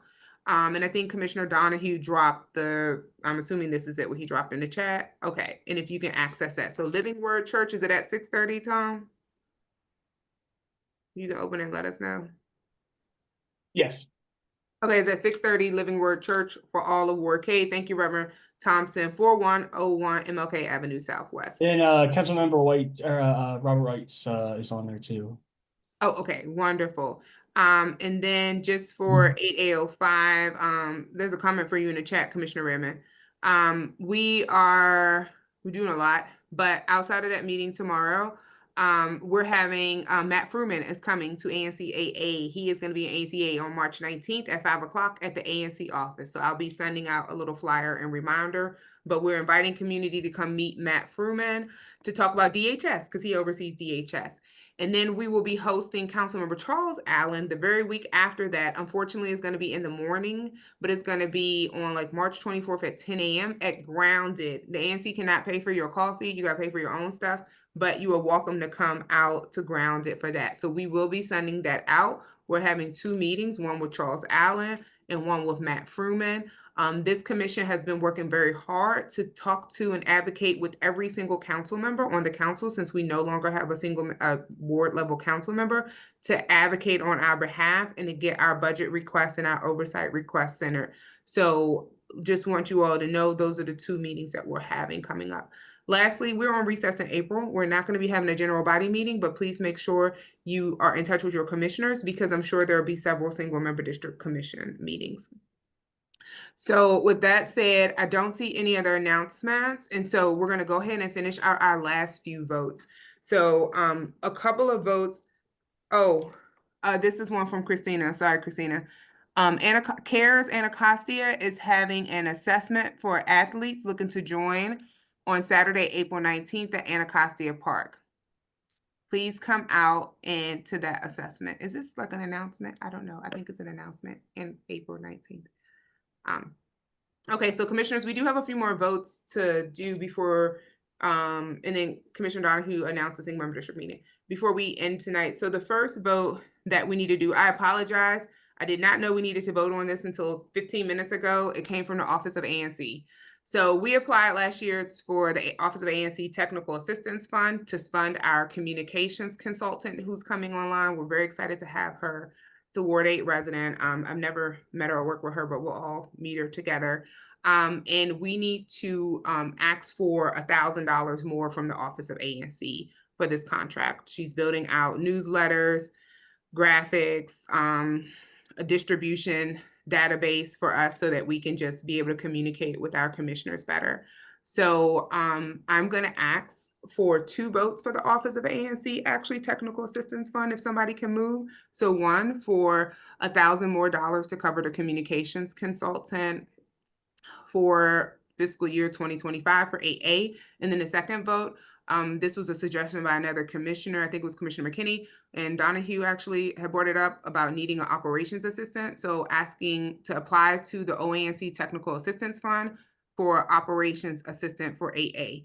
Just to note, all of that money will come from the Technical Assistance Fund and not ANCAA's budget. So I'm going to ask if a Commissioner Davis could move a motion to for the ANC to apply to the Technical Assistance Fund for an administrative assistant for 8A and for $1,000 more for the communications consultant.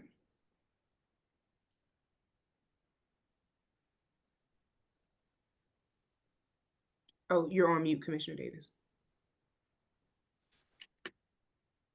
Okay. I move to support to apply for the $1,000 to cover the communications and consulting. What was the rest? In the administrative assistant. And administrative assistance to the Technical Assistance Fund. I Oh, second from the that technical motion. system fund. Okay, so just to repeat it, we have a motion moved by Commissioner Davis, seconded by Commissioner McKinney for $1,000 for the communications consultant and for an admin assistant from the OANC Technical Assistance Fund. Do we have any questions, any discussion? The OANC came to us tonight and asked us to vote on this tonight? They were already working on the process for consulting the contract, and then they sent an email going back and forth and said you all need to vote on difference of $1,000 for it, basically, so it's not coming out of our budget at all. So Why the additional $1,000 though? Because they didn't, when an OANC paid the consultant, they didn't pay the entire amount that was submitted in the proposal. Did we vote on the full proposal? We voted on it the last term. This was something from last term that's carrying over. Okay, any more discussion? All right, all in favor say aye. Aye. Hold on, y'all. I gotta record it. Y'all, if you want to get off. So 01, what's your vote? I was Abstain? Yeah. Okay, abstain. 02? Yes. 03? Yes. 04? No, 04. 05, yes. 06, Commissioner McKinney? Yes, I 07? support it. Okay, 07? Yes. Okay, the motion passes 6-1. The next vote we have is, okay, there are some commissioners who need to be reimbursed for office supplies, and they want to have office supplies that they can get access to, including paper and ink to print out of their home offices for their ANC work. So if I can have someone move a motion that the ANC that our office budget line can be used to reimburse commissioners for office expenses such as paper and other supplies needed for their ANC, so that we use I move that motion. Okay. Okay. So Commissioner McKinney, hold on, y'all. Let me get it, because it's got to be on the record right, and I use the recordings to do the minutes. So Commissioner McKinney moves a motion that the office supplies budget includes reimbursement to commissioners for office supplies only that they need, such as paper, pens, notebooks, and printer paper to do their job. And it's seconded by? I'll second. I second it. Okay, seconded by Donohue. I heard that first. All in favor say aye. Aye. Aye. Aye. Aye. Aye. Aye. Okay, so motion passes unanimously. And then the last motion is, can I have someone move to support the grant application for DC explosives that has been approved by the OANC and reviewed in the amount of $1,000? I move to support the $1,000 for the grant explosive that has been approved for $1,000. I second that. Hold on. Okay, and then any discussion? Okay, all in favor say aye. Aye. Aye. Aye. Aye. Okay, motion passes unanimously. I'm just sorry, y'all, making sure we don't have any other motions. We're in recess in April, so we'll have a little bit of a break. I had Okay. a question though. Yes, Commissioner. About the one that we just approved for office supplies. Are we gonna set a limit, because we want to make sure that people aren't going overboard with? Yeah, if we want to set a minute, that's a really good question. If we want to set a limit, we need to do another vote. Because we have to make sure it's within reason. Yeah, to do it within a limit. So I would maybe suggest no more than like $200 per person. And this is just for office supplies. This is not your business cards and all of that stuff, because that can come directly out. But I'll pass it over to the treasurer. Do you have a suggested amount for the limit? And we have to do another vote too. But I have a second question to that though. Okay. So with the old printer going back, because some of us who don't have equipment, how soon will we have access to this office stuff? Okay. If yes, you should be able to have access. And then thank you for saying that, because we do need to vote to send the printer back. I forgot to put that on the vote. All right. Does everyone who wants to set a limit for office supplies? Just put your hand up if you want to set a limit. This is a per instance, right? Yeah, like will be like $200 for the commissioner per year for office supplies or something like that. All right, is $200 okay with everyone? I think it should be a little more because ink is very expensive. If we have to print using our own machines, a cartridge can cost you $60. What are we what about- budgeted for this type of expense? We have a general office supplies of like $3,000, so we need, but it covers other stuff too, you know. All right, what about $250? Does that sound good? And we can revisit it later in the year to start. Make it, yeah, 300. I think we should say 300. That way we don't have to do another one. Man, we have to provide receipts, right? You have to provide receipts. Right. So we're providing the receipts. So And then just the that way we ANC don't need another vote. Okay. All right. Thank you, Commissioner Foreman. Do you feel comfortable with that? Yes, I do. All right. So can I have somebody reintroduce that motion with the amount? I move to set a $300 limit per commissioner for reimbursement for office supplies, which includes ink, printer paper, and various miscellaneous things to support you in your job, in your duties. Per month, week, month, year. annual? Per annual. Okay. Okay. Can I get a second? That might be, if we're gonna do it for a year, I'm just. Hold on, Tom. Wait to discussion before that. Can I get a second? In order for the motion to move for discussion, we need a seconder. I was like, oh, so Commissioner Donohue seconded. Okay, now in discussion. Kelly does write 500 because we're talking about ink cartridges for a year. You probably refill your ink cartridges more than once in a year. Well, remember that we are going to get a new printer, so hopefully you'll use the office printer that you can print, you know, at an industrial level. But just want to say, like $500 times 7 commissioners, that's our entire budget for office supplies. So, okay, all right, yeah. Signed, sealed, and delivered. Yeah, all right. All in favor, say aye. Aye. Aye. Aye. Commissioner McKinney, I heard your aye. All right, motion passes unanimously. Can I get one more motion to move that we return the office printer that we have right now? We voted on that last meeting. We did? Yes. No. Yes, we did. It was okay, perfect, great. We and did. then the last meeting is we need to review the FY25 Q1 financial report. That is for the months of October through September of 2024. We know that as the previous commission, as everyone knows, every commission will have to, new term will have to approve something for the previous term. So we are going to present the report right now.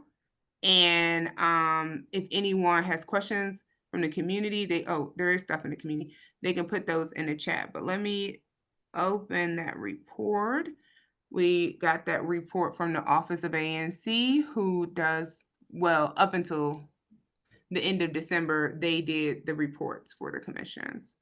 Well, at least 8A. I don't know if I'm supposed to say that. Anyway, they did our reports. So anyway, this was done by them with our items. So Commissioner Foreman, I will help him go through the report a little bit. This is his first time. And so what he'll do is start with the beginning balance and then how much we received from the government. That's that allotment. We received $12,000, $12,700 last year. And that what we ended at the quarter with. And so Commissioner Foreman, if you want to start walking us through, and I'll support you as you go along. Okay, here we go. Don't hurt me now. Here we go. Our balance forward in the checking was 20,048.39. Mm-hmm. Okay. As I said, we did get we had an allotment receipt. It was 12/7/24/2021. So our total receipts we did receive were 12/7/24/21, and the funds available during the quarter is 32,772.60. Thank you. Okay. And then disbursements. Okay, disbursement, personnel, zero. Direct office was $2,375.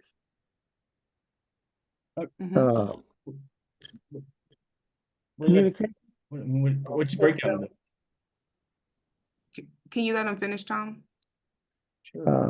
Communications was We'll read it. $4,868 dollars and 25 cents. Office supplies was zero. We had grants of $3,000. Local transportation, zero. Yes. I agree. PO services, zero. Bank fees are zero. And then we had other for 1 cent. That's a reconfiguration. That was a Yeah. yeah. Yeah, and no transfer to savings. So the total disbursements were 10,243.26.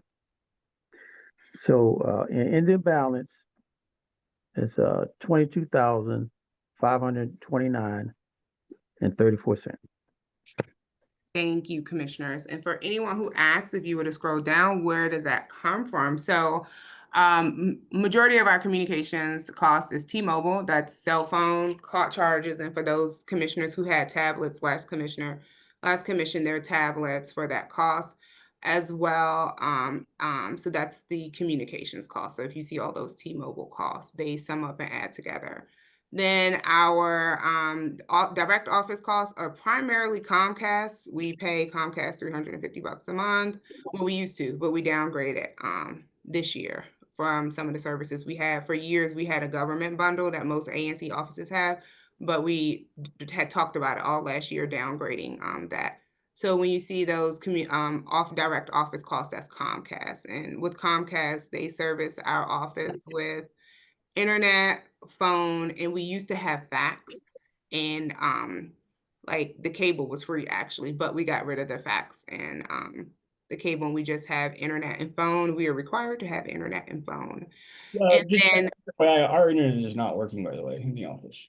okay, next time somebody goes, they'll have to call Comcast and do tech support with them. So just we can coordinate on that, because we have to go and do a tech support with them if the internet's not working. And then we also gave out, we had a rodent infestation and led to kind of some big office cleaning. So you see All Star LLC came in, did the whole cleaning, pest management. They filled some holes in the wall. We had some stuff that was broken from rats and stuff that we was able to get fixed. And then they did like a bigger cleaning. And so that's that cost too that was in that direct office cost for cleaning. You see DC government, that's the $3,000 they gave us. Plus up top, you see DC government, the 4,000. These are all part of our allotments. United Nations of Individuals, that was a grant that was given out, and that was a grant to the Fresh Food Factory. The Fresh Food Factory, as most of you all know, is one of the grocers and food providers in ANCAA. They're moving from the Art Center they purchased New 7 Market, which is in AAO2. And they do food certifications and workforce development in the food industry. So we gave them a grant for $1,500. The other grant was the Simmons for $1,500. They're the ones who did the Thanksgiving vaccine drive at the ANC office, and they also provided food. Our funds were not used for the food, only for the vaccine drive, because we can't use ANC funds for food. So that's the $3,000 in grants that was on the whole thing. And then the last two are reimbursements. One was for Commissioner Glenn. Commissioner Glenn opted not to have an ANC purchase phone. She already had a cell phone that she purchased that had on her own, and she used it for her ANC purposes. That is completely allowed. If you don't want an ANC issue phone, you can use a phone that you have for ANC purposes. And so we reimbursed her at the end of the term for her phone charges, which was approved in advance by the OANC. And then the last thing from Commissioner McKinney, someone broke off a piece of metal in our lock at the office last year. Y'all heard us talking about it on the calls last year. And so we had to get our door lock replaced at the office. And Commissioner McKinney paid for that because the locksmith didn't want to take an ANC check, and we don't have a debit card. And then Commissioner McKinney also paid for 2 of the tablets that we had to get repaired because they fell and the screen broke. So that is the cost for. Whose tablets were they? It was tablets that we had gotten back from 8A03. From Brian Thompson. So they were from 2 commissions ago, but they were still working and people were still using them. Is that the Brian Tom? Is that the This is not the time. Hold on. That was tablets from 2 years ago. We had anytime people leave a commission and they turn in equipment, we keep it. And then if other commissioners want to use it. Brian bought those or something, right? No, he bought it with ANC money, but they handed it over. You can't buy stuff with ANC money and keep it. Yeah. So he handed it not to do these last minute things like this, especially when we're talking about our finances. You don't have you. I mean, you could have, We shouldn't be doing it this way, though. But Tom, this is how we do our ANC reports. Last item on the event. You could have read it. It was sent out. It was a breakdown of everything. If you wanted a question from 2 years ago, Brian Thompson handed in his equipment that he had, and we repurposed. This is the first time we're seeing these. Are the constituents still online, or is it just us? They all like, oh, Tom, you're getting asked. We can see you, and it's rude and disrespectful. Not a good look for the community meter. Well, I'm concerned about all right, so I'm gonna ask. I'm taking back over control. I want to answer Ms. Lynch's question. Ms. Lynch, did I answer your question for 2, 3, and 5? Yes, you asked for the breakdown. So go back up to number 2, 3, and 5. So that breakdown, we talked about that direct office cost. That was the rodent repair and the cleaning that had to happen from the rodents. The communications is Comcast and T-Mobile. So that is Comcast and T-Mobile, plus the reimbursement for those 2 reimbursements I talked about. And then the grants were those 2 grants that I talked about. So that is the breakdown. All right, perfect. We are ready to vote.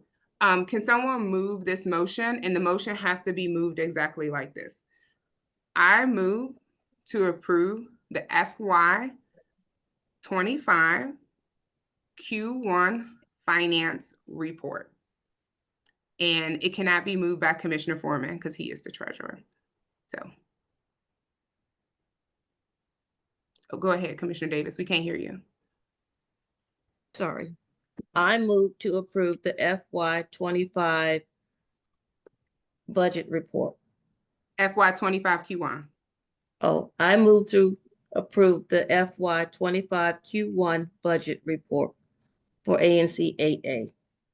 Can I get a second? A second. All right. Any discussion? Okay. All right. All in favor, say, let's do a roll call vote. 8A01, what's your vote? No. 8A02. Yes. 3. Yes. No 4. 5, yes. And 7. Yes. All right. Motion passes 4-1. All right, everyone. Thank you so much for a great meeting tonight. We do not have an April meeting because we are on recess. And so if you want to connect with your commissioner, please email them or put your email in the chat. I'll leave the chat open for a couple of minutes so we can add you to our listservs. Like I said, we have a lot of advocacy meetings coming up. Make sure you go to that town hall tomorrow with Councilmember Mendelson. Councilmember Mendelson is going to be back in Ward 8 in 2 weeks too at Dreaming Out Loud. He's having another town hall with all ANCs from across DC, but constituents roll up too, right? DDOT is having a Wheeler Road project meeting on March 13th from 6:30 to 8. And for those who want to be interested in what DDOT is doing. All right. Thank you, everyone. Have a nice evening. Ramadan Mubarak for everyone who's celebrating Happy Women's Month. Hold on, I'm gonna do one more thing. And then one more from Commissioner Davis, and I'm gonna do a motion to adjourn. I just wanted to know, how do we discuss why I voted no for the red brick? Will we do that separately between Yeah, we you can have and a meeting Robin? with Red Brick so you can actually meet with them and whoever else wants to come to them. I think that would be good. And maybe we can go do it at the site so we can walk through the building and stuff. Okay. We'll do that. We'll set that up. I agree. All right, folks. So I moved to end the meeting. It's 9:24. Can I get a second? I second. All right, all in favor? Aye. All right, motion passes unanimously. Thank you all. Great meeting. We would not always agree, but tonight we got through it. Be blessed, everyone, and see you all tomorrow with Mendelson. All right. Good night. Okay, have a good one. All right, bye.